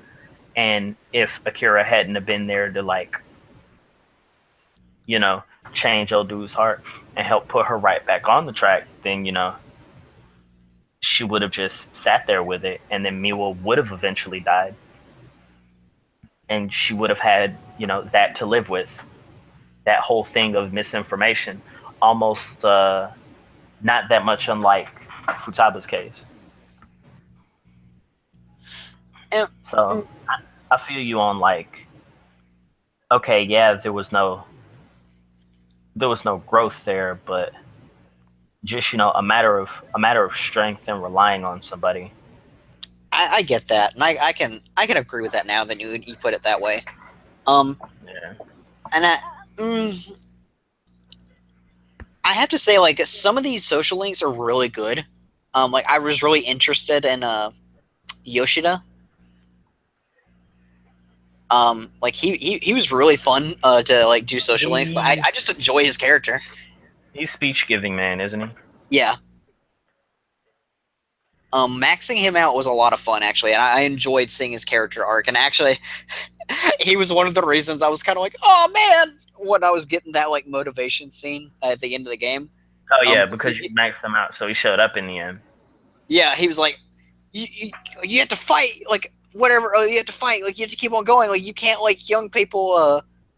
You young people have to take the mantle. It was like this super motivational shit, and he's already a good speech giver. And I was like, dude, you're killing me, man. Like, I love you. You're like a grandpa. I believe the children of our future. Teach well and let them. Everybody just exactly breaks out in the song. And Sojiro, seeing Sojiro, Mishima, I got Sai out there. Tay was out there, or Tai was out there. And a few other. I don't know who else I maxed. Oh, Hifune. Hifumi. Hifumi? Is it? Shit. Like, all these names, like, shit. But, Did you know she was almost playable? yeah, I heard. And they had to cut her for whatever reason. Time constraints. The game would have been like, you know how long this game is. That would have been more. Hey, did you hear that there was a bombing at an Ariana Grande concert? No. Yeah, Well, yeah. 19 are dead. Wow. Yeah, it was in Manchester. What? Why would? Why? How? Terrorist attack, man. At a concert. At an Ariana Grande. Well, wait. You said Manchester. Yeah, like, England. Oh, okay. UK.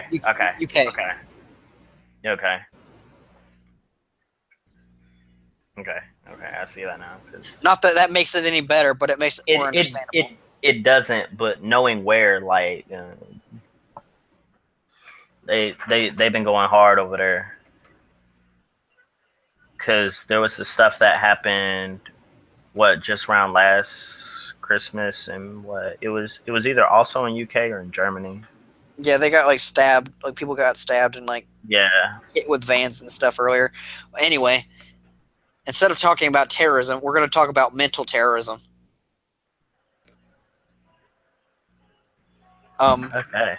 So, I guess another confidant I really enjoyed on the subject of playable Hifumi was like Hifumi herself. Like, I see that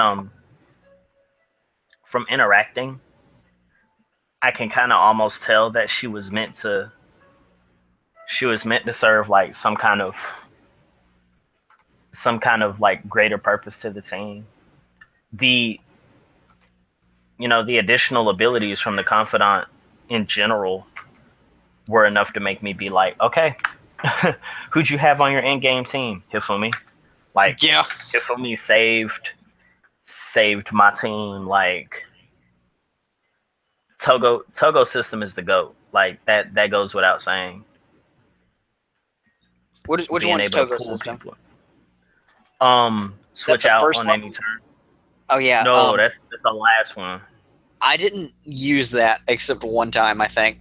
In the Nah, middle of the I fight, was like about to that was, and I think that's because I had taken so much care, and I had Gabriel for a fucking Akira at that point.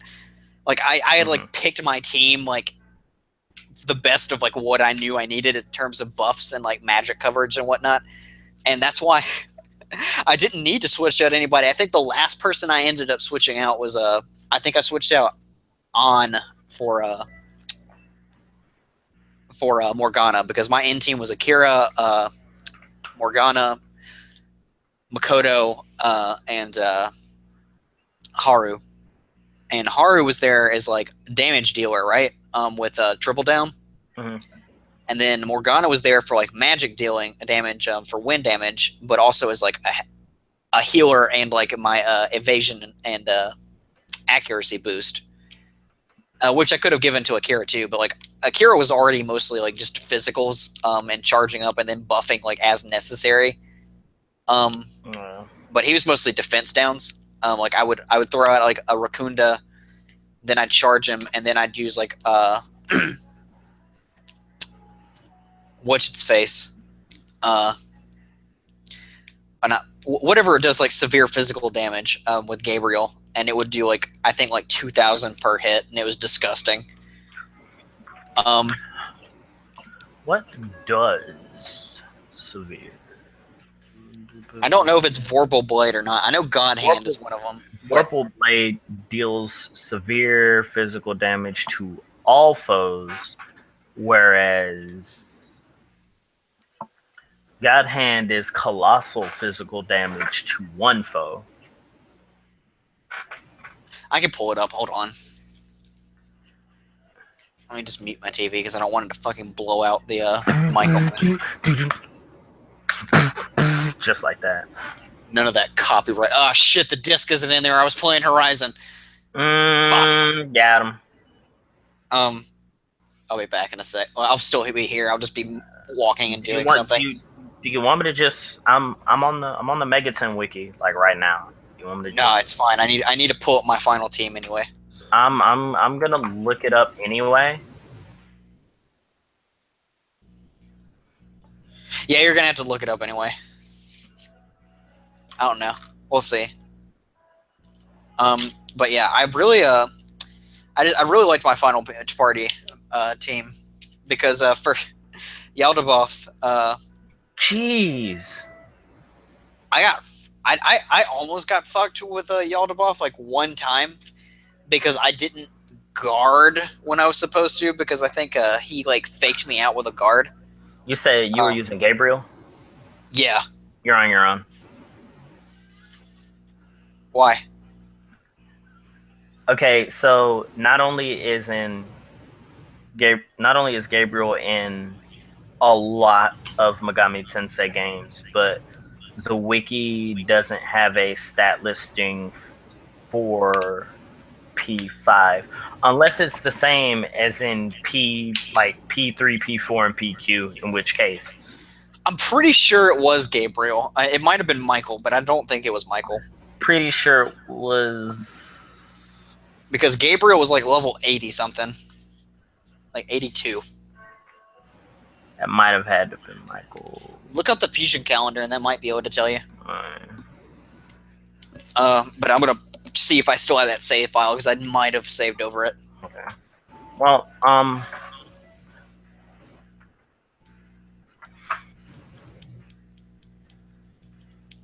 But yeah, what were we talking about? Battles and shit. No, like the Togo system, I did not need to use it because I kind of like knew what I needed at the end of the game, and that's what I stuck with. And I just built Akira around my party instead of my party around Akira. Everybody got to get some. Everybody gonna eat. Yeah, That's what happened. Like he called all them hands. That and I played support for everybody instead of like, I mean, yeah, I had Morgana and like Makoto play heal or whatever, but I played, in Final Fantasy 13 terms, I was the synergist and the saboteur. Like, but I'll get to that when I talk about my team. You keep going unless you find out that you saved over it. I think I might have. I don't know. I'm looking at this and it's like 122 hours. Okay, so was that skill? It either wasn't Gabriel or the skill was inherited. Okay, no. I figured out what it was. It wasn't Gabriel. It was Raphael. Or Raphael. That boy Raffi? Raffi. Hold up. Because Gabriel's the woman. She's Temperance. I knew it was one of them.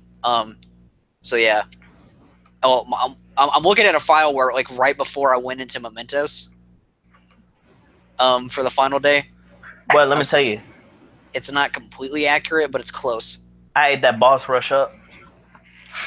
On the ship? Tried to, huh? On the ship? No. Like Stairway to the Grail. And Magatsu Shibuya. Yeah. Raffi tried to what was it? Sword dance. The grave physical damage to one foe. And who I had? I had Aura Habiki. Reflect physical. All day. And Raphael was probably who you had because Swords Dance is grave physical damage to one foe. My man's killed himself.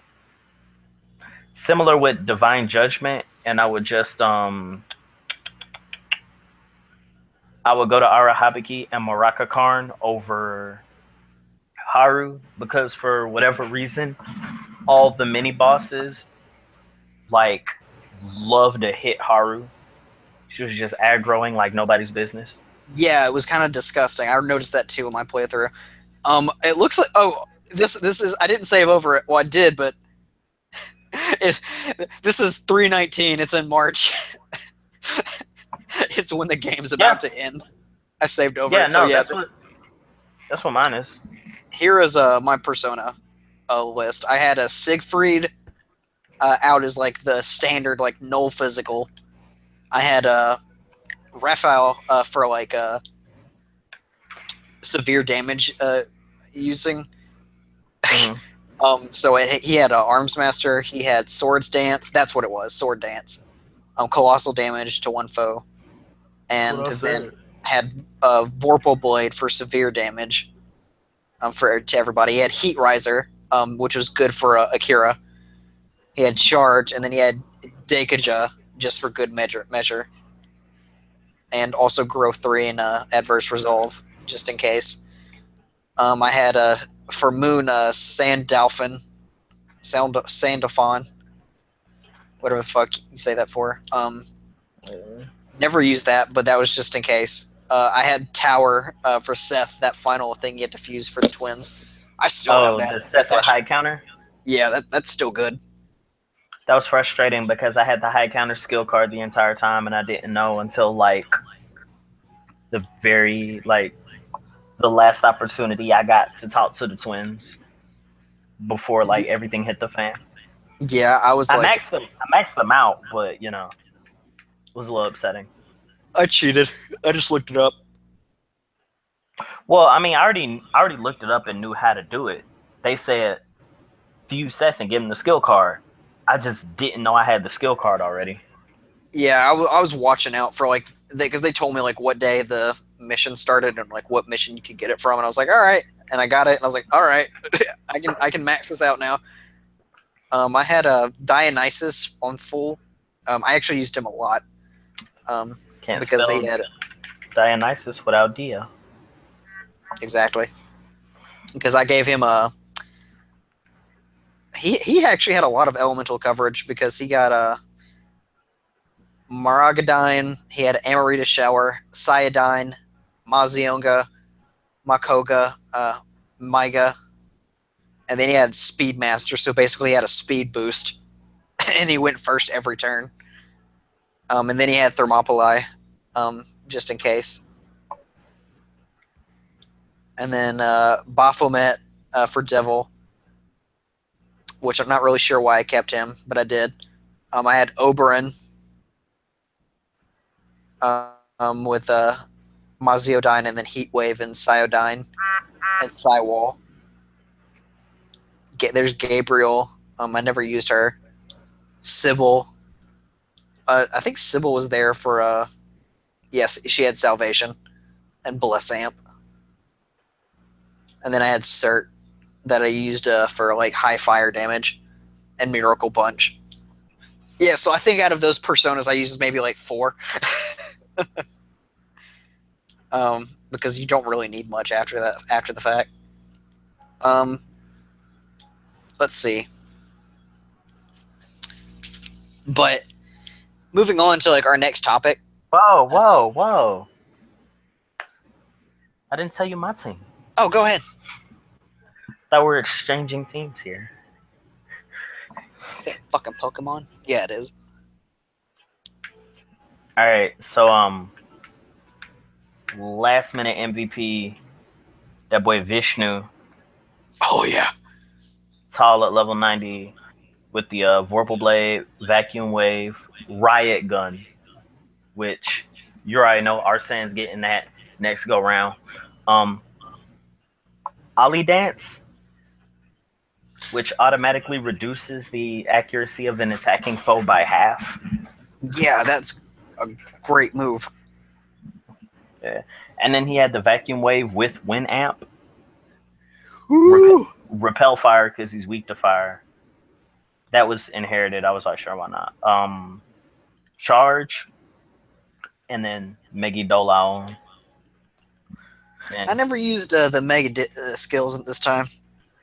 I did for last fight when he got ready to use Rays of Control because he got all those arms and they got like all sorts of weird affinities. So it's just like, okay, Almighty everything. Yeah, I didn't even know if he was immune to Almighty, so I didn't fuck with it. He wasn't. Yeah, I just assumed that he was to an extent because I was like, I know that there are some bosses that are, and I was like, resistant. I was like, I don't even want to bother.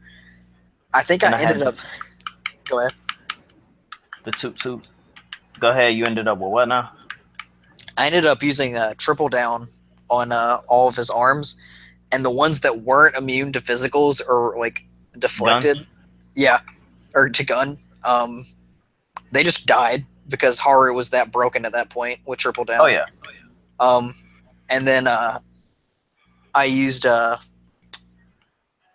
Vorpal Blade to mop up the rest, and then for the other ones that weren't immune to anything else, I used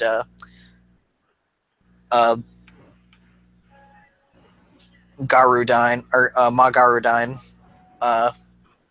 to get rid of all of them with Morgana. Trumpeter with Mafredyne did some work for me, but I never got Trumpeter. I kept them around for a Soul Chain. Get that 20 SP after a Baton Pass on top of like SP Adhesive 3. So I net like 27 a go. And then Debilitate. I couldn't find Debilitate on anybody else. And I knew he had it, but I was like, I can't get him because I didn't want to like, work for it. You turned him to a skill card, give him to somebody else. I almost did that. I had Moloch. Moloch was just healer, like pretty much. Like Samara Karm and Meteorama. I had Siegfried. He kind of had the same thing. I just kept Enduring Soul in case I died. Mm-hmm. Arahabiki was the real MVP, even though he's like little bum level 47. But he repelled physical and gun, which was like everything in game except Gabriel. And then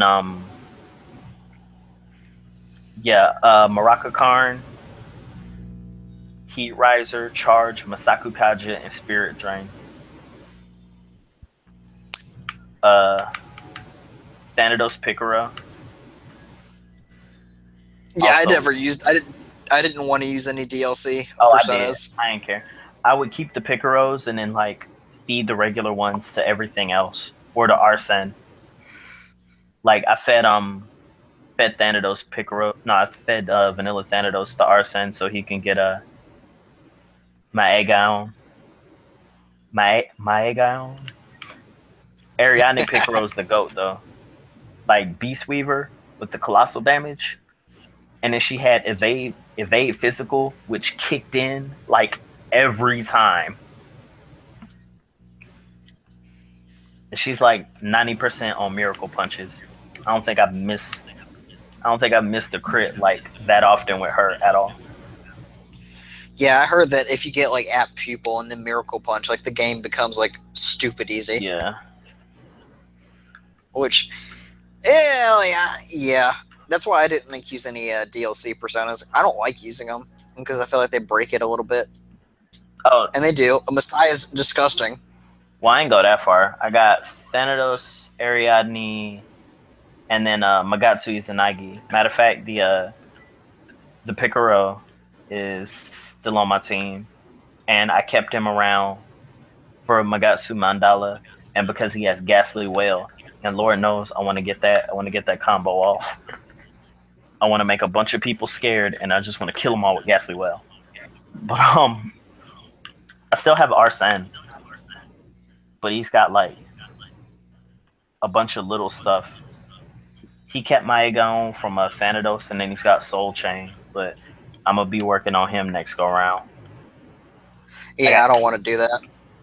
I got King Frost for Endure because Endure and Enduring Soul stack. Really? Yeah, so you get something with Endure, and then you live with 1 HP, heal yourself, switch to something with Enduring Soul, you die, you get restored completely.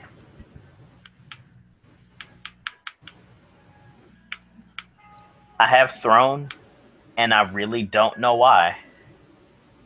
I mean, he's got Invigorate 3, so that... You're probably fusing him. Huh? You're probably going to fuse him, weren't you? No, I had fused to make him because I needed, like, high-level stuff, but I got Throne and was just like, well, I mean, Throne's cool, and he's got, like, Makoto on with Bless Amp, but I don't know if I did anything with him. But that Invigorate 3 on top of SP Adhesive is really going to help. Most of the personas that I had, like, I was just going to use as, like, a fusion material, but then I was really hesitant to do so because I was like, I don't know what kind of elemental coverage I'm going to need, so I'll just give what I can, or keep what I can, and then I ended up not needing it because I used mainly physicals in the final fight anyway. Yeah, like... and Gun's so good. I had Vishnu for the physical and gun, and then Trumpeter to debilitate him, and Harahabiki to, like, keep me going. And then whatever had Endure and Enduring Soul, like, between Thanatos, Picaro, and King Frost, they would keep me alive. But the real MVPs are, like, the party members. Like, on with a 61 magic stat, fire boost on top of fire amp, concentrate as a skill, and then, like, Blazing Hell as a move. All she needs to fucking get is salvation, and she's Yukiko. Man, like, on his best thought, like, I'll admit it. She did the work, dog. I didn't use her that much because I think I didn't take her the route that you did, and I tried to keep her as balanced as I could. And Morgana ended up being like my heavy magic user, and An was just kind of like she outlived her usefulness to me. And then what I did with Makoto was because Makoto stayed in my team like almost consistently. She did after Okumura Foods. Like I never took Makoto out of my team because she was at once my healer because she had Diaran, or then after Media Diaran. She had auto defense boost. She had a defense boost for everybody, and she had nuclear skills. And the only thing I wish I would have kept was that Vajra Blast, her only physical that she learns. Man, because she doesn't get another one, and I was really disappointed with that. I don't know, dog. Like, I mean, I guess I feel you on wanting. I feel you on wanting to like hold Makoto down and everything, and then especially if you romanced and everything, that means you maxed the social link and you went ahead and got a knot quick as possible. But Yeah. Hecate, like it was the boss rush before the Holy Grail in Magatsu Shibuya, and off of Agidine alone, On was out damaging all out attacks. Gross. Like let's see, because Yellow Broth is like tanked up to the teeth. You know what I'm saying? Yeah. She she dealt about a good 500 plus to him. Like That was Haru with one shot, one kill. That was doing, I think, 600 damage, 500 damage, like per use, like with downs and stuff, and like attack boosts. He was putting the work. On did it.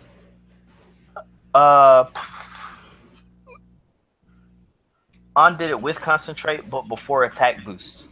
But Futaba would come through and hit everybody with like charge and concentrate, so that it saved On like one turn of having to use concentrate, and it would save me a turn of like having a heat riser for somebody or something. So, well, no, it would save me a turn, so I would heat riser to her while the charge is on, while the attack is up, and I would just go in. Yusuke the same way with physical, like it's nuts, especially once he got Brave Blade. Yeah, I can't. I didn't use Yusuke past Okomura. Yeah. No, I used to, like, past Futaba's dungeon. I stopped using Yusuke. Bruh, I used everybody, like outside of Ryuji, and I even still found use for Ryuji. Like I kept Ryuji until the boat. Everybody was doing work. Like Ryuji was questionable for a little bit, but once I pushed Satan Taisei like all the way up, like when I started doing grinding for myself because I realized I was under leveled, and he ended up getting God Hand and Agnyastra, PK Starstorm. Like everything started to fall in. In fact, I think if I had to say, the person who I don't want to say benefited the least, because like stat wise the weakest persona I have is Mercurius, but I didn't worry about that because Morgana kept everybody healed anyway. Next to that, the only ultimate personas I didn't have were Futaba's and Haru's. But even like Milady, that's weird to say, like between having Psyamp, Psyboost, Cripple, and Snipe, like 75% on everything she does. Strength stat of 53, magic stat of 50. Even Speedwagon was afraid. Exactly. So that's something I did appreciate about the game. Like once you got going, it really became about what's your meta, what's your method, what's your build, Yeah, the game's like combat, like, and that actually was I was going to move into. We've kind of just moved into it without me knowing. Yeah. The combat's deep as shit. And it is just like how you want to play it and how you want to live it. That's fine. Like it's a life sim, but like the combat is all about personality too, and like how you approach RPGs in general, because you got multiple ways to win. There's plenty of shit, but it depends on how like bootleg you want to get with your strategies, because you can just gun it and go for it most of the time, and that works. Literally just gun it. Exactly. And that works for people. But like, if you want to be like super strategic about it and set up combos like with Gassy Whale that are hard to pull off, but they're really gratifying. I remember telling you, like, I don't ever use a status of elements in Persona games. Like, I think that they're a waste of time, honestly, and I think that they take up valuable space in party members' ability slots that I could like that are better spent like elsewhere with like consistent damage dealers, and that's always been my policy. And I also play the games like where like I keep lower tier attacks just to save SP. And for those knockdowns, I'll do that, and I'll keep on like a Mirage, even though I have like Agidine or Miragadine, just to save the SP until the end of the game. And then I'll switch it out for something else because I just don't give a fuck at that point. I think I used like 3 Somas in this entire playthrough. One because I needed it because I was doing that boss rush up on Magatsu Inaba. Yeah. I used one during the final boss because I just didn't give a fuck, and I could have not used it, but I was like, this will just save me a few turns. So I went ahead and used the Soma, and then I used one during the Akechi boss rush on the boat because like after that first one, because the first fight of that boss rush almost killed me. But then the rest of the fights were like, yeah, I can do this. Because I think the first guy was like immune to a lot of things and had no like set weaknesses, and I think he was like strong resistant to physical, or he might have reflected physical, and I just had to like work around that. And all of a sudden, like my builds that I had meant nothing. But yeah, as far as combat goes, I love the game's combat. It's fluid. The button design works well. It fits in with like the design of like the overall game. Like, I think I read something or heard something somewhere, and I don't know who it is I'm quoting, but this is a quote. Like, the minutia of this game is so well done. Like, they thought of everything, like even the tiniest details, and Atlas paid attention. They made it work. They polished it. They cleaned it. They fucking sent it to the dry cleaners again. It came back with a spot on it, and they were like, no, fucking do it again. And they washed it again, and then they pulled it out, and it was spotless. Like, nothing. It's great. I love the combat. I love how polished the menus are. I love how fluid and, like, every transition is. I like how stylish this game is. Like, this game's cool as shit. Like, if nothing else, Persona 5 is cool as shit. Gameplay works well. The soundtrack goes along with like thematic elements of the game. It feels cool to be a Phantom Thief. Like all of a sudden you're listening to this fucking I don't even know what to describe Last Surprise as, but like you're listening to that jam and you're fighting and Akira's doing backflips and shit. And waving his fucking knife around. They never saw it coming. They never see it coming, and then you never see it coming because it blows you away, like at how stylish and cool this game is. Like, I won't lie, like you listen to Last Surprise like outside the game, and you're like, all right, I feel like dancing, I feel like doing some backflips and shit and you think about it, and you're like, oh man, like I'd love to have a costume like Akira's or fucking Yusuke or someone else. Like they have cool designs, their outfits are nice. And I think the game's just well loved, and it really is just well loved. But I think a lot of that comes at the sacrifice of like character interactions, if that makes sense. Because I feel like comparatively to P4, I think P4 had the better characters. If I do say so myself, I think that that's a trade-off. It is because Persona 4 was always meant to be a more lighthearted entry, and I've heard it compared to like the Scooby-Doo gang from I think IGN or GameSpot said that like they said that P5 never gets quite to the levels of like Scooby-Doo like camaraderie as P4 did, but in exchange like P5 gives you so much more. But it's like they don't have enough time to explore like what you do have, because P5 does have a centralized story there's always a clear-cut goal. In P4, it's just kind of like reactionary or reactory to like everything that happens to you. Answer it. Give me just a sec. Hey. Yeah.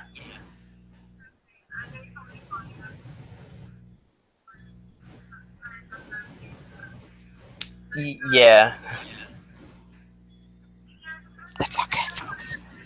He's just talking to his girlfriend. By the way, Makoto's best girl. Okay, cool. Anybody who loves On can suck the biggest, fucking, baddest chodes. Oh, you say you're not? Oh. What?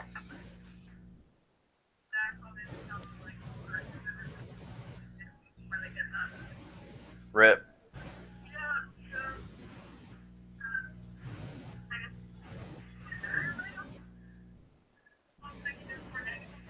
Fair.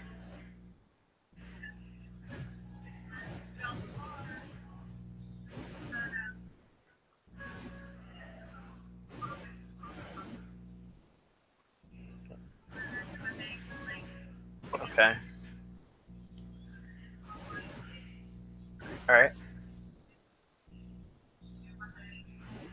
Okay.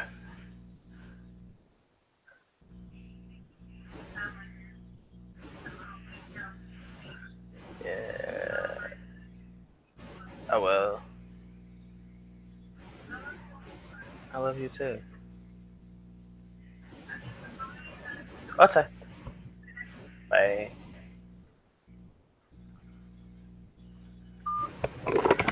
Alright, so I just watched Arsene like wipe the floor with this Reaper. Jesus. Yours? No. Oh. So what I was saying is like they never get like close to the levels of like camaraderie that P4 got to. That's because P4 had a lot more downtime. Like that was something Golden actually added, was more downtime and like chances for your characters to just dick around and meet kids. Like it was a lighthearted like rural setting, and in P5 like they don't have the luxury of having that downtime because it's always spent doing Phantom Thief shit for the most part. Like you get the Hawaii trip and you get like the festival. I say festival, that was a shitty ass festival. I mean, I feel like it was a sunshine in the rain kind of thing. There was less downtime, but to be fair, because there wasn't all that downtime, it kind of made those moments a little bit more worth it. And a little nuance I liked was some of the things you some of the dialogue. There we go. I was trying to think of like a proper word for it. Dialogue was what I wanted. Some of the dialogue you hear, like, you know, in certain missions when traversing mementos. To me, the cutest thing will always be, and like you can't tell me otherwise. I will go to your house. I will find where you sleep, and I will like whatever. I'm on stream. I'm on internet. I don't need to say anything incriminating. But when you're going through mementos, and Yusuke's like, so I drew a picture on the back of my test, and then my teacher put a gold star on the front. And Haru is excited, like that is the most coolest thing to possibly happen. And she's like, you gotta let me see it when we get back. And I'm like, small things like that. Now, in the grand scale, like, for the sake of the narrative, I mean, yeah, obviously, you know, there's not enough interaction, especially between like everybody there who attends.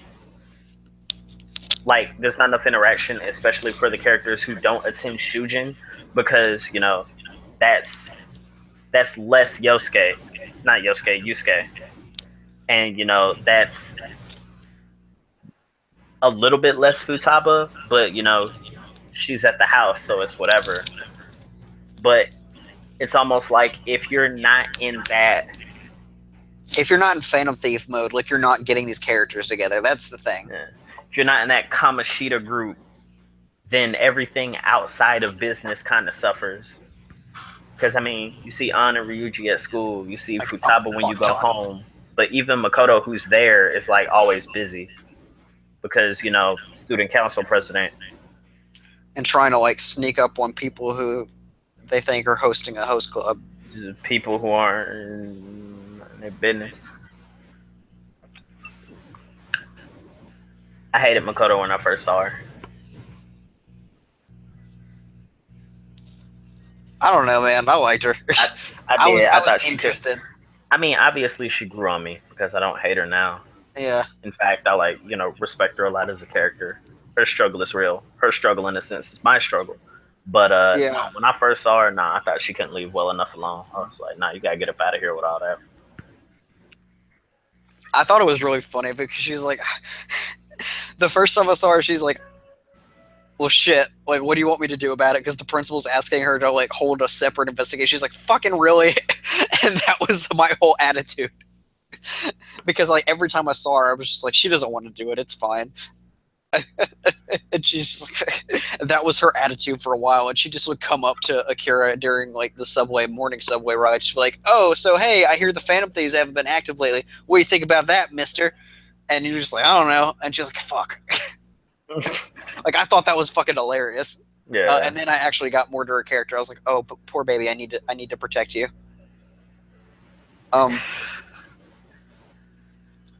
FYI, she does not need protecting. She protects, but she also attacks. She's the defense one of the group. She is the tank, the literal tank. But no, like, that's what I love about combat and the stylization of the game. Like, it looks gorgeous, it feels gorgeous, everything's fluid, and the tiniest attention to detail is always kept. And I love it. And that creates a bond with players, especially, like, longtime fans. Because this is, like you said, this is the 20th anniversary game. So, like, they have expectations on this game. Mm-hmm.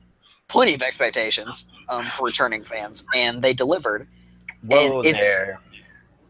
They did deliver, I think. No, not in response to what you said. My bad. I was reading something. I think this is the perfect, like, marriage of P3 and P4. And it's become P5, and it's its own thing.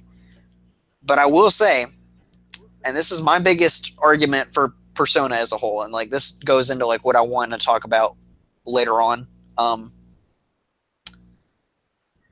I think Atlas has well-established tropes now with Persona.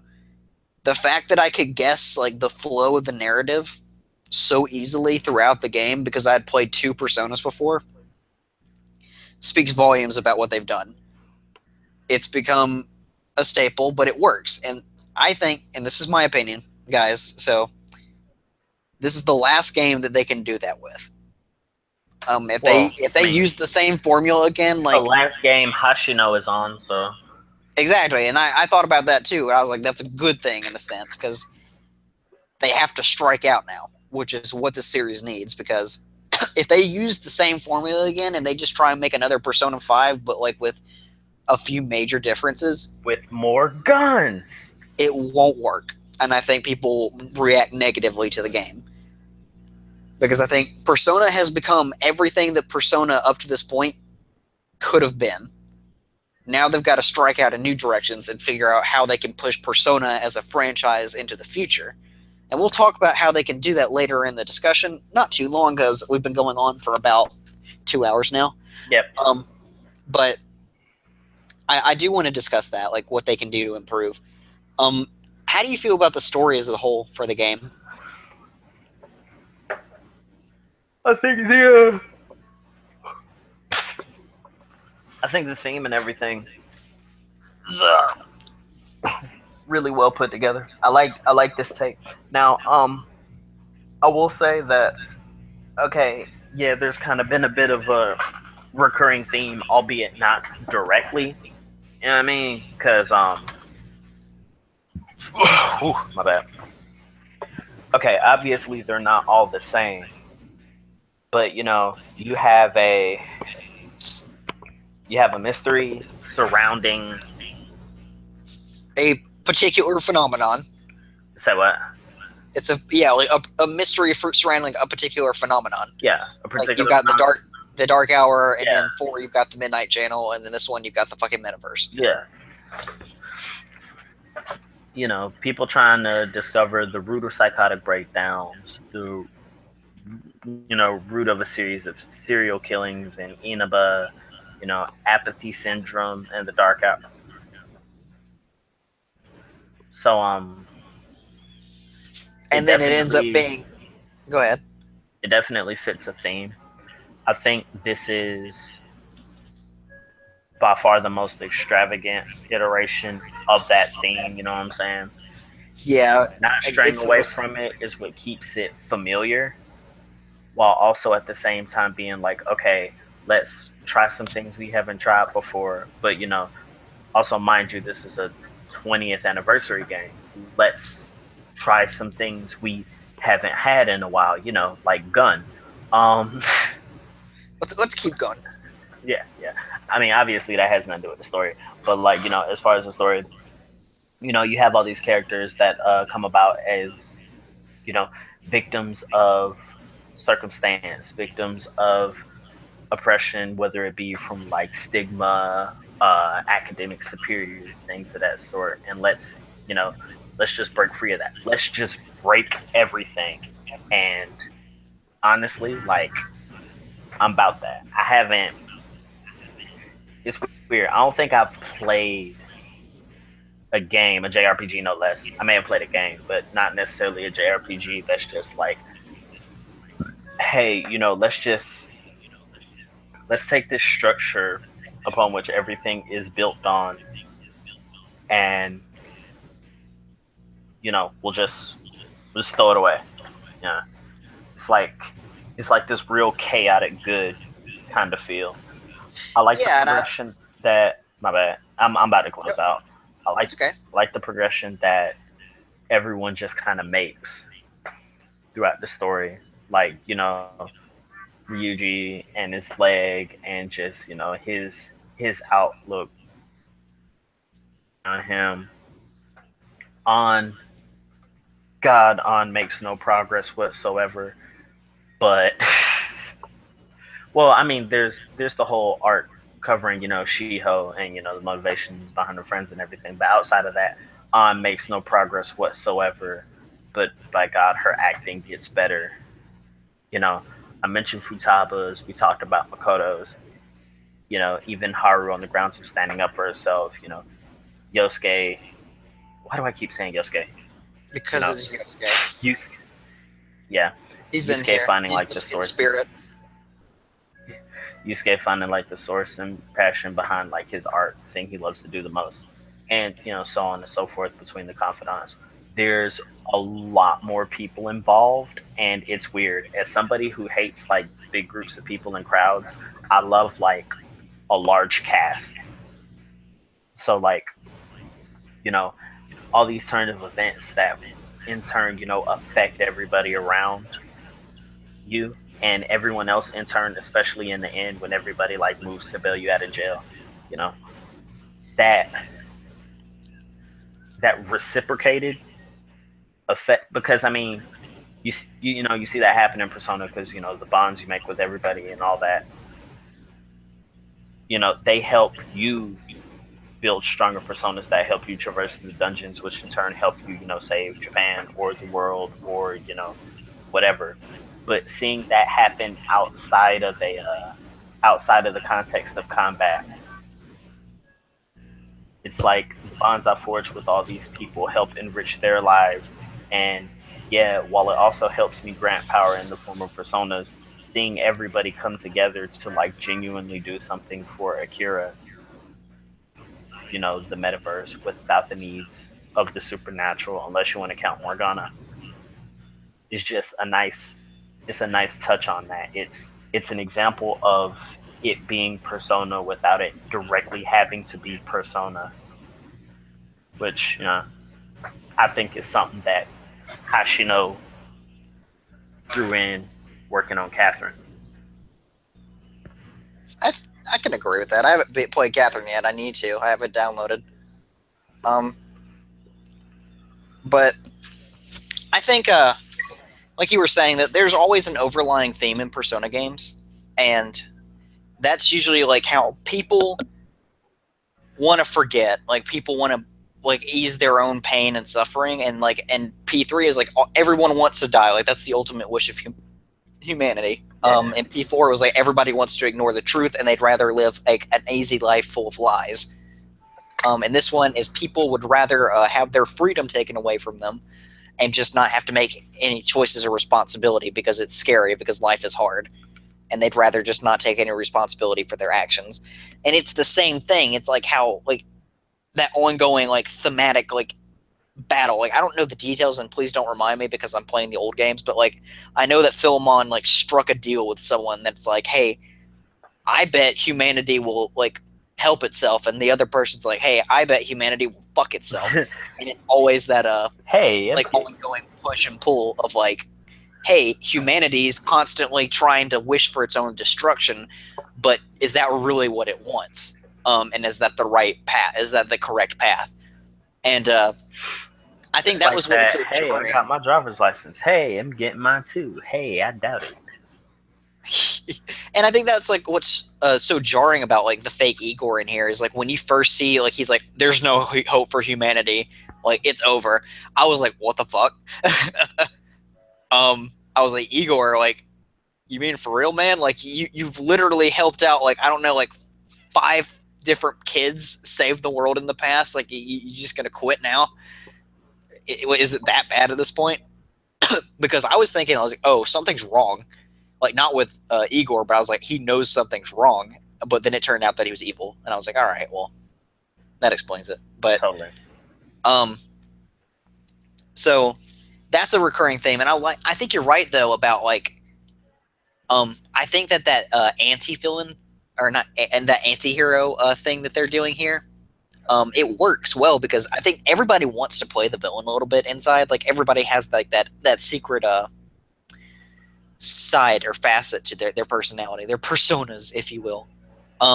But I think this game gives you the chance to explore that, but like in a safe way. Like you're not being a true villain; you're still being Robin Hood in a sense, but you're still doing villainous things, and like that's a concept theme in the game too. Is like, do we really have the right to be doing what we're doing? Is it justice? Are we just being selfish when we change people's hearts? Or like, what are we doing? But at the end of the day, it's like, it doesn't matter if it's right or wrong. Like, you got to change something because life has to change. Like, that's in the lyrics of the fucking opening. Like, if you hold on, life won't change. So you got to be willing to, like, take that rebellious first step and shake things up and get angry, or else you're just going to be stuck in a rut and nothing's going to help out with your life, and you're just going to be, like, constantly helpless, and that's not what people want. Like, you want to be able to take control of your own destiny, to an extent. Now, I think story-wise, the game's fine. It's airtight for the most part, except for like bad pacing issues. And like I said, like before, character interactions could be better, and they could be more frequent. But what we have here is totally serviceable. Like this is a great plot, great entry point, a great returning point. But like I said, it needs to end. And I say end is like they need to go in a different direction next time. And that's, I think that's just a natural way of progressing the story. Like this is the 20th anniversary. It's a compilation of everything that they've done. They've thrown everything from the past 4 games into this one game. And we got a great product. And it worked. And it's over. I think that we're going to get the spin-offs for the game and whatnot, and that'll be fine. But P6 needs to be completely different. And I think, in my opinion, I think that a good way for P6 to like be even better than P5, and like a good starting point, is to like have your actual like decision choices like in game. Like you have multiple dialogue options. I want them to have a severe branching effect on the story. like actually changes like cutscenes and how the story progresses, like a visual novel.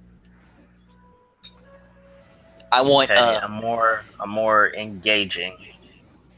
yeah, Something. I like something like you actually shape your own destiny, because that's the whole point of like Persona, right? Is like take control of your own life and take responsibility, right? So you're actually in pushing your own persona into Persona, and you're shaping the world how you want it to. I think that that's a great concept, and I think that if they take the time to like implement the branching story paths into it, and not just be like superficial things like Fire Emblem Fates, um, like I mean like severe, like, you know, like not like you're on a railroad, like one plot line, one ending, and not like, oh, if you do this wrong you'll get the bad ending, but this is kind of a good ending but it's still a bad ending. Like, no, none of that bullshit. Like, I'm talking the whole experience has changed, not just the ending. um like, for example, if I wanted to date Makoto, uh in P5, if P5 had like the option, I would want it to I would want that romance to take center stage. Say if you dated like a girl in P6 that you really liked, your characters were actually dating in game, and it became canon within the game, and not just like, oh, well, anybody can date, whatever. That influenced like their future dialogue. It added like a dramatic element to the story. Say they had a variable that was accustomed to each of the characters. Like, say something bad happened to each of your potential girlfriends. So let's say that girl A gets kidnapped in the story, or girl B gets stabbed and dies. Like, that's all depending on like the choices that you make in the game. And then you get a tailor-made experience. I think that would be a great start. Like, I don't That'd know be anything. huge, though. Yeah, that it would be huge, and that's why I think they would need a massive overhaul. Um, at least to Well, combat, I say it would or be huge. not combat, but You like at know, least to structure the game. yeah, I say that'd be huge. But thinking of the kind of game Catherine is, it's not too far off. I mean, the thing's got like 10 endings. Yeah, and I just It's possible, but would definitely take some time because, you know, Catherine had the extensive, okay. Catherine had the extensive narrative and everything, coupled with cutscenes, but all of its gameplay was, puzzle. Whereas Persona sacrifices a lot of that, multi-route visual aspect for, more engaging gameplay. yeah. So a combination of the two would have to be some stuff. But I mean, it's possible. Yeah, and that's why I'm saying, like, I don't have any illusion that like, the game would be easy to make. Like, it would be pretty tough, and they don't have like their original creative like leader on board anymore, the director. So they have to go in a different direction. Like, it's kind of like a no-brainer at this point. And I feel like if Atlas like does the right thing, they'll do something like to that scale to the game. Like, I think that's the kind of like revitalization that Persona needs. It doesn't need a graphical overhaul. It doesn't need a massive tweak to its combat system. I think it's much got those down packed. Now it can add enhancements to those to make them fresh and exciting, and they can add new features. But like overall, like combat in Persona, it doesn't need to change massively. Like, I'm playing P1 now, and I'm seeing remnants or echoes to like P5. Obviously because P5 echoes 1, but like I'm feeling it, and it's great. Like, it doesn't need to be an open world fucking RPG. It doesn't need to be another Final Fantasy 12 that's like open. You move around in the field and do all that bullshit. Like, no, like it doesn't need to be that kind of game. It doesn't need to be a Witcher 3. It just needs to be Persona. But I think that a new level of like interactiveness as far as the plot and the story goes. Like, this is a life sim, so like why not push that aspect of the game to its absolute limit? I feel that. I thought about this for a long time, and I was like, what could Atlas do? And I thought that was.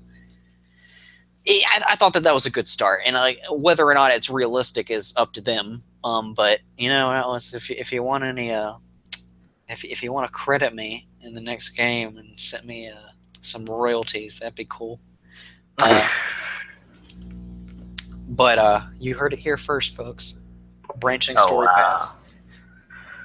And not by DLC branching story paths. More branching story paths. I mean, we got that young bad ending. And then we got them kind of okay endings that aren't the true endings, but like P4, when you discover that it was Adachi, but you don't go save Marie. Yeah, exactly. And I just think that would be a cool concept, and I've always wanted a game like that wasn't a visual novel. Because I know that they could do it because of visual novels, but now as far as what you would tweak to the game now, what would you do? I'm not saying for Persona 6, but just to improve P5 as it is. I definitely do some things about the pacing.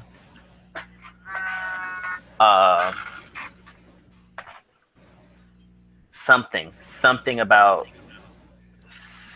about Shido's dungeon. I don't care if you have to FF15 chapter 13 it in an update or something, but something about Shido's palace, it is a grind and a half. I guess what's done is done about that, though, and there's nothing really else. I would appreciate it if it didn't require New Game Plus to get the most of everything. I've seen people in forums be like, yeah, I maxed out all this stuff, and it's like, stop, you didn't. Because granted, it's possible to max out the confidants, but you just have to do a specific routine. But that's no fun. It's not. People like to play that. Something is gonna get missed. On a very first playthrough, something is gonna get missed. A lot of people who say they got some of the stuff for New Game Plus in it, which ain't nothing wrong with that.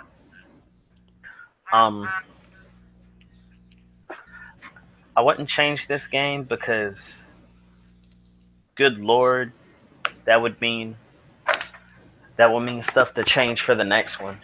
Honestly, 5 is fine as it is because there's going to be something about all of them. For 2, it's going to be that I can't play the duology on a consistent format because nobody's made that young PSP fan translation for Innocent Sin yet. I mean, Eternal Punishment. Eternal Punishment is the second one, right? Yeah. That's why it's $10 on the PSN. Fuck. Yeah, because that's the PS1 version, not the PSP version. We never got the PSP version. Maybe we should ask the Atlas for Christmas. Atlas asked people in a survey, and instead people wanted P3 Dancing All Night, P5 Dancing All Night, and a bunch of other stuff, and PQ2. People wanted PQ2. Obviously, they don't care about these old games. I mean, they don't. That's fine, but I'm just doing it for me now at this point because it's Final Fantasy. Nobody hates a Sona fan more than a Sona fan.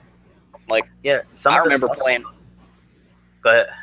I remember playing that Final Fantasy PS1 port for Final Fantasy V, and that shit was broken and awful, and there was a save glitch that fucked up the game for you. Yeah. If you didn't do a certain thing a certain way, it had a problem loading up screens and whatnot. It was terrible, and I played it on the PSP, and I hated that port. And I get it. I'll probably have the same experience with Eternal Punishment then. I'm all for loving it and kicking it with my fandom, but at this point, I'm in it for. Kind of in it for me and the homies, at least till Arena comes out. When Arena comes out, it becomes an FGC thing. Then I got to change that whole mindset. But Yeah, nah, like a bunch of good stuff was on the survey, like HDs for P1, the P2 duology, like together, P3, which, heck, Lord knows, probably could have been P3 portable and then the answer. I don't know if they'd have Oh redone the Jesus! answer, but Oh Jesus! Don't do well, that. I I don't mean, want it. the answer with the answer with four's mechanics will make it feasible. Remember, playing the answer of 3 means you're still playing on vanilla 3 mechanics, which means you can't even directly control your party members. The knockdown system is different. You can't choose inherited skills for fusions. It's uh it's it's yeah. Um, But let's see. that on the framework of Golden at the very least would get some people into it. I don't know. If they gave us a P3 Platinum, I'd Yeah, flip no, my shit. that's what I would kind of hope for, especially considering I haven't started P3 yet. If if people had asked for it and Atlas would have went back and like done the whole thing on a nice little way I can get it on my PS4, I'd certainly hold out and do that. But we gotta milk we gotta milk that post. God, when did 3 even come out? 2003, wasn't it? Yeah, we gotta milk that post '03 lifestyle, the post '08 No, it was like lifestyle for sure. 2001. Yeah. Yeah, 2001, I think, is when P3 came out. As far as the game, look, what I would change, and of course, the pacing, like that's a nitpick. And this is what they're both nitpicks because the game is pretty damn near perfect, like we've discussed. But I changed the feel Ooh, controls a little bit and I just didn't get at him about a translation, but you keep going. Like that thought yeah, just occurred to my. I'll go ahead and put it in for you. Like translation needs improvement in this one because like 4, it wasn't so bad. You could tell what they were going for most of the time, and like it wasn't like a big issue with translation. This one is super Japanese, and needs it badly. Like I feel like they did a lot of good things with casting and voice acting, but the translation was kind of at times. But Kirk most of the time, I didn't Thornton have it. as Igor.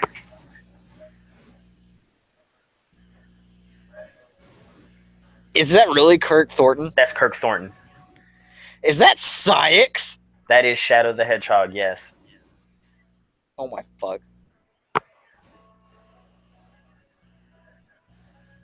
Welcome to.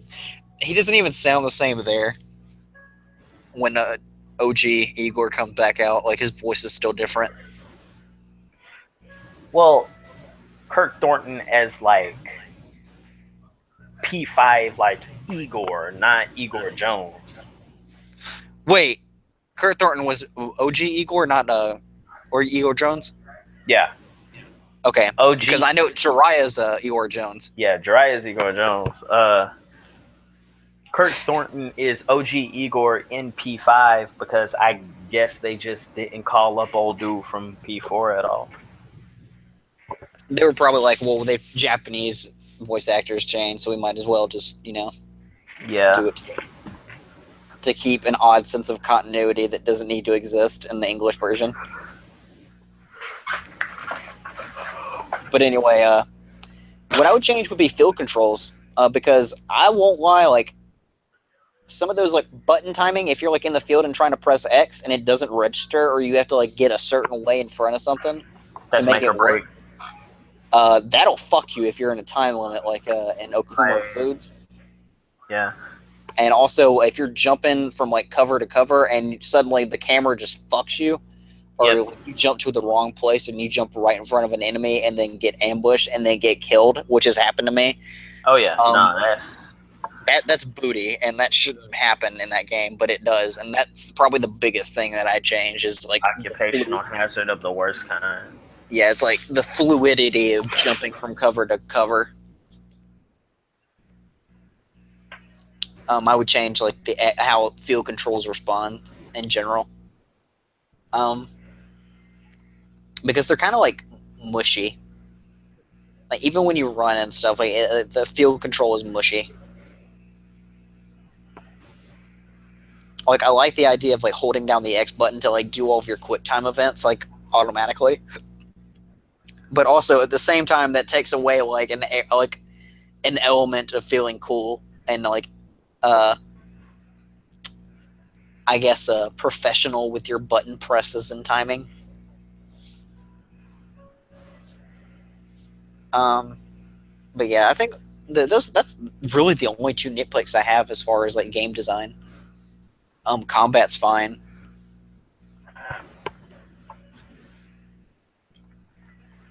Oh yeah, one more thing. One more thing. I wish that building personas like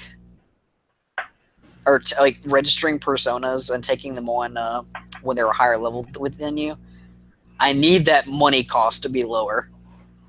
Like that's some shitty Oh, stuff filling out the computer. I'm okay with that. Yeah, I wasn't because I was like, I've got too much shit I'm trying to fill out. Like, how can I level or money grind for this much shit and still be able to do this? Like, it requires almost like 3 playthroughs.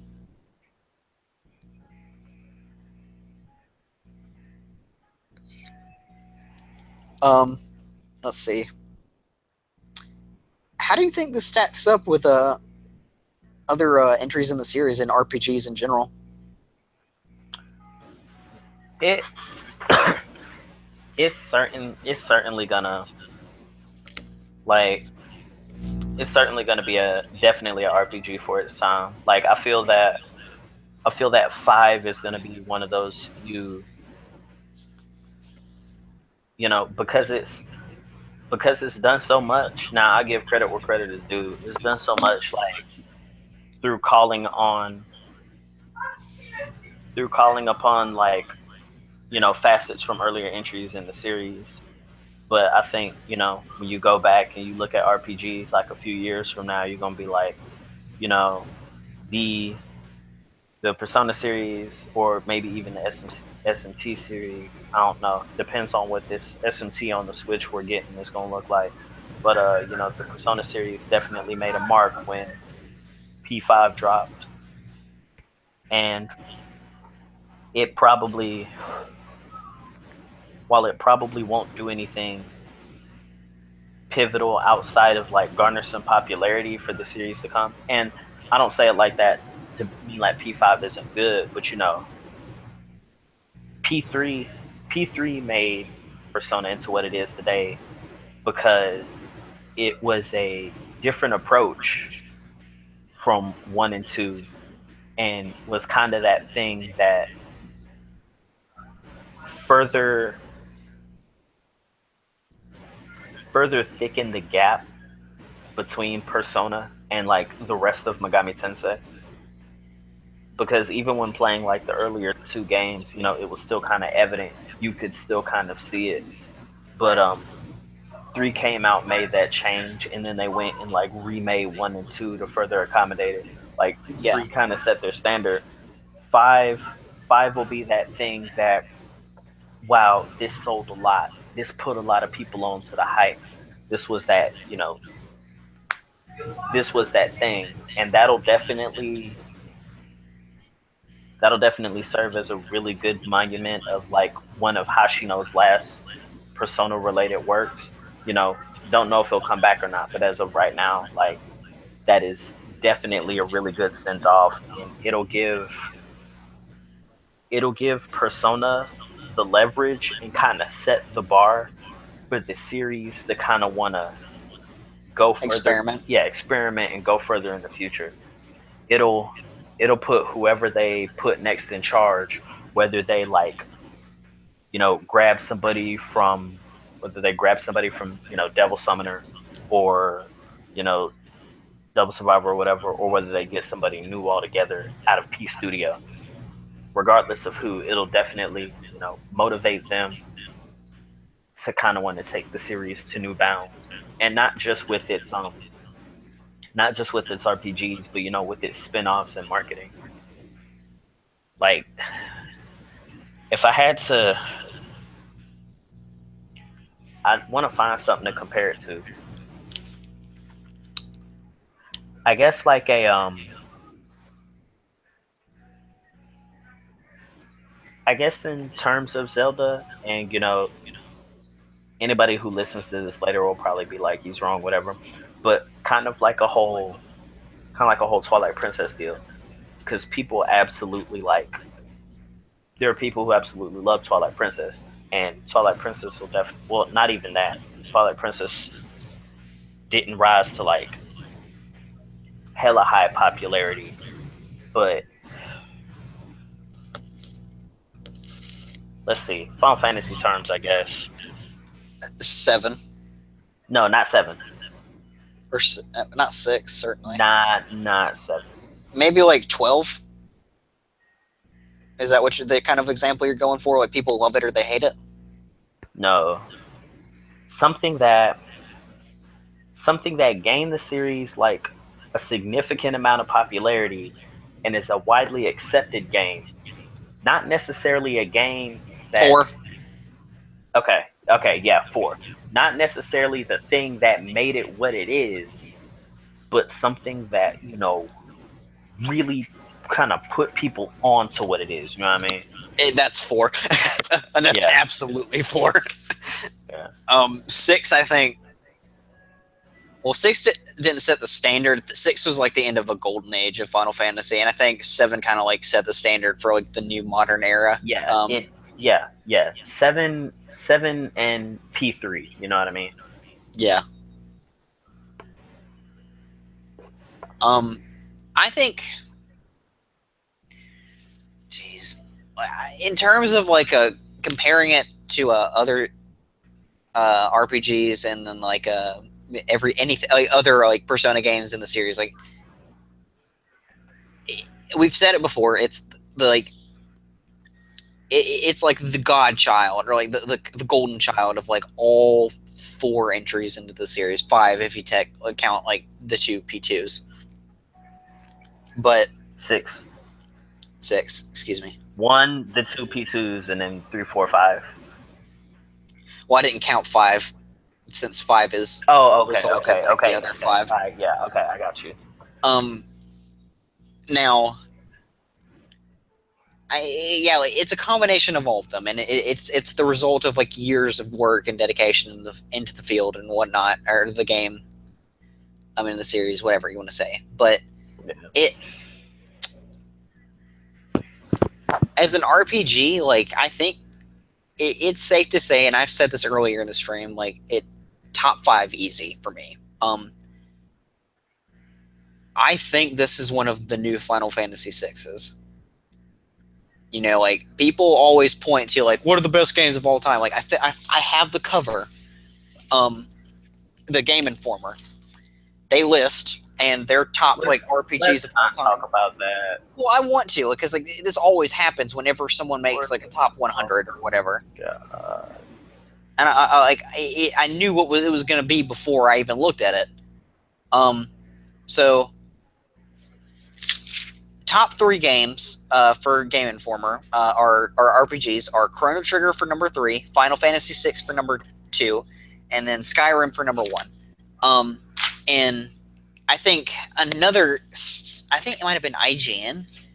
Yeah, IGN like put Final Fantasy VI at number 2 again, and they put Chrono Trigger at number 1. And they do this every so often, but like it's always like those 3 or those 2 like consistently in the top 3 spot. Now in that list for Game Informer, Persona 5 is 19. And they even made a point of saying, like, hey, this is the newest entry on our list, but it already deserves a spot, like, in the top 20, because it's that damn good. Like, it's revolutionary, like, revolutionized RPGs, and we recognize that, but we won't know the scope of that until later. And that's kind of how I feel about it. I think, in my opinion, like, based on, like, how much I love this game, like, how much it's actually done for me, and like how I felt about other RPGs in the past, like it's an instant classic for sure. But I think it will have as big of an impact as Final Fantasy VI did. As far as like revolutionary, like the golden standard of like the genre, because I think Final Fantasy VI was like the golden child for a while until they did Chrono Trigger, and then that one kind of shared the spot with it. And then they did Final Fantasy VII, and then everybody jizzed over that. And then from there, like everybody started doing their own thing, but there wasn't like a flagship series, I think, until arguably Skyrim. I think that was like the next big like RPG, and you could argue like Baldur's Gate or something like that. Other Elder Scrolls games, but I don't play any of them. I can't give like a detailed account of any of those kinds of games. Talk to someone who knows. I don't, but I think it certainly has that impact to be like one of those games that have defined a generation of gaming or RPGs in general. And I think that Persona 5 is ready to. I think it'll have just as much impact as those titles, and I really think that it's, if not top 5, at least top 10. It deserves top 10. Because the game it's been loved from conception. It's had a good standing background. It's had a lot to build on in the past from the series, and they've only improved the quality of their products with time because they realize what works, they realize what doesn't. They take into account what fans want, as well as their own creative designs and licenses. And they've made products that are consistently good and that appeal to audiences. And they relate to them on a spiritual level, like no pun intended, but like Persona like games, like they do speak to audiences because like that's the thematic nature of the game. Like it's a high school like student experience trapped in like an RPG that like tackles situations of like self-discovery, life or death, and like the human condition. Like that's understandably going to like appeal to audience or relate to audiences around the globe, like regardless of like what walk of life you come from. It's gonna get you thinking.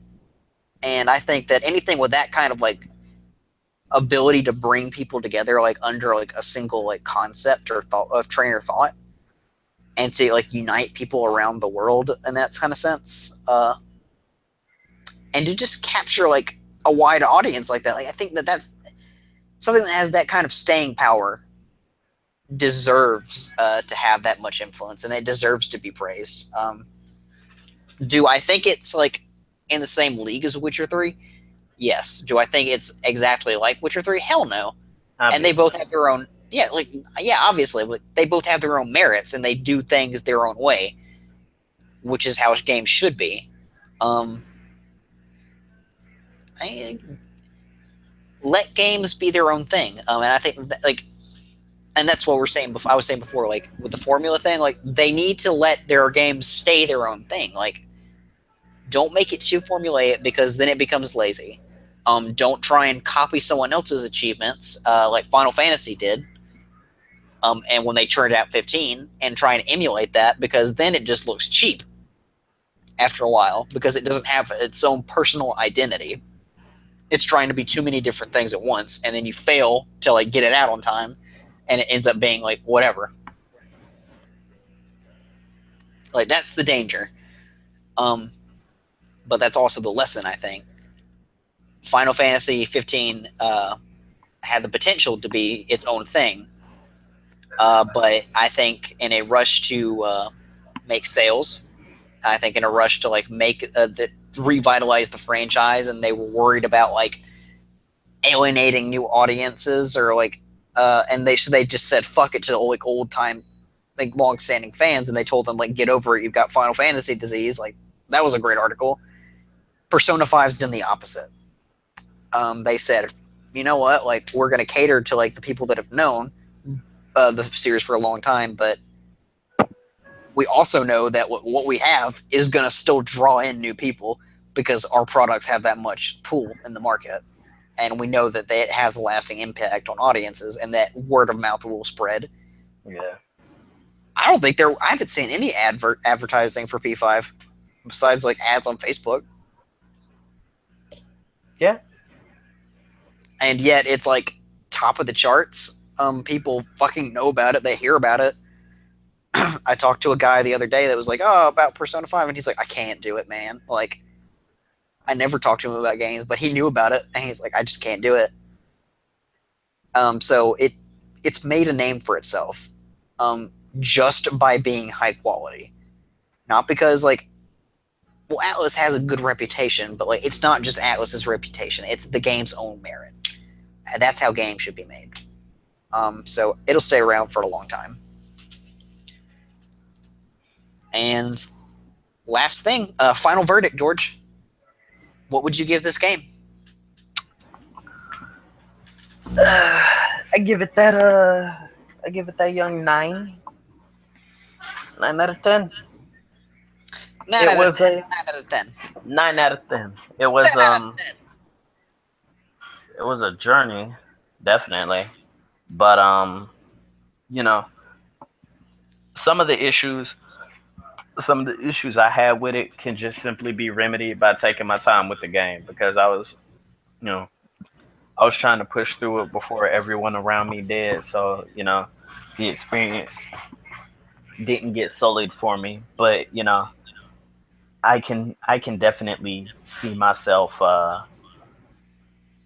enjoying this as a 9 out of 10 game if I played it in the same amount of time it took me to play P4 Golden, which New Game Plus, I'll definitely have that time. And because it's New Game Plus, I'll get a lot more out of it and enjoy it a lot more. So, yeah. I would give it a 9.25. And I'm only docking points for the pacing, for the field controls, and then just like the overall, like, I think the slog of it. I think that it becomes, that has to do with the pacing, but like, it's a massive game, and I feel like if it was just handled a little bit better, like, it could be less of a chore to go through in that final stretches, because I really do, I swear by this.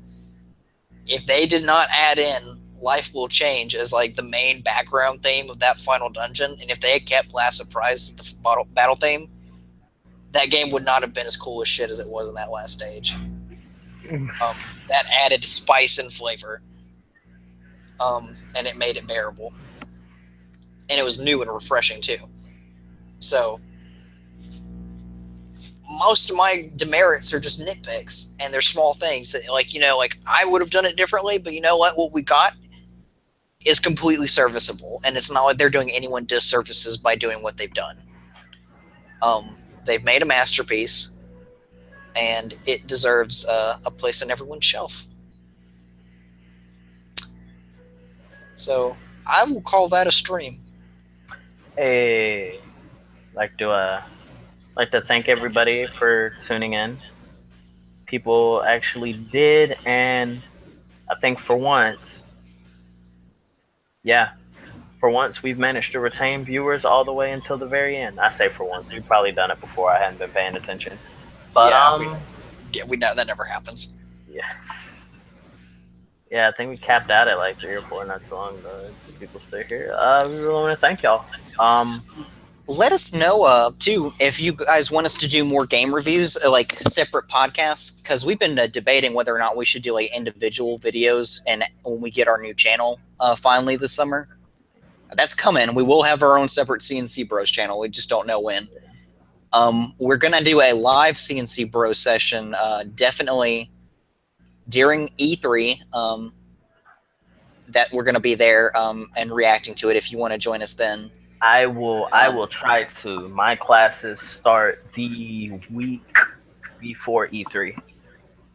Right. So I'll have to hit y'all up like at night, because Sony always goes at night, right? Yeah, Sony will have to be at that 8. It starts at 8. Yeah, or 7. So we'll definitely do the Sony conference live for the Sony. I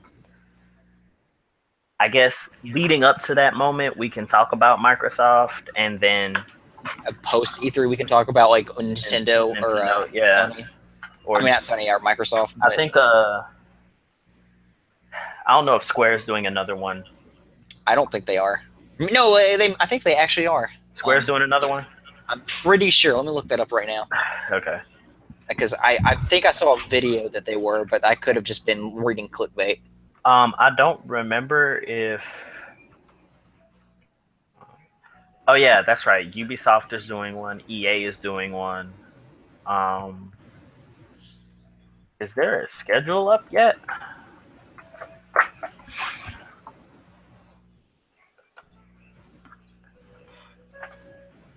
The lovely people at IGN hit us up with a something 6 days ago. Let's see, E3 2017 press conference. All right. Yeah. EA slated for. Square doesn't have its own slot. Let's see. We've got EA, Microsoft. Oh, EA is Bethesda. going on that Saturday beforehand. That's crazy. Sunday.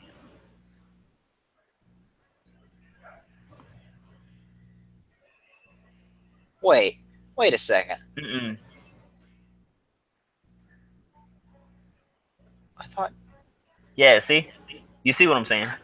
Yeah, I'm looking at it. Microsoft on Sunday, time but zones are EA, weird. The chart I'm looking at is really fucking weird. Yeah, EA on Saturday, June 10th to be specific. I'm running a tournament at my house that day. Nah, honey.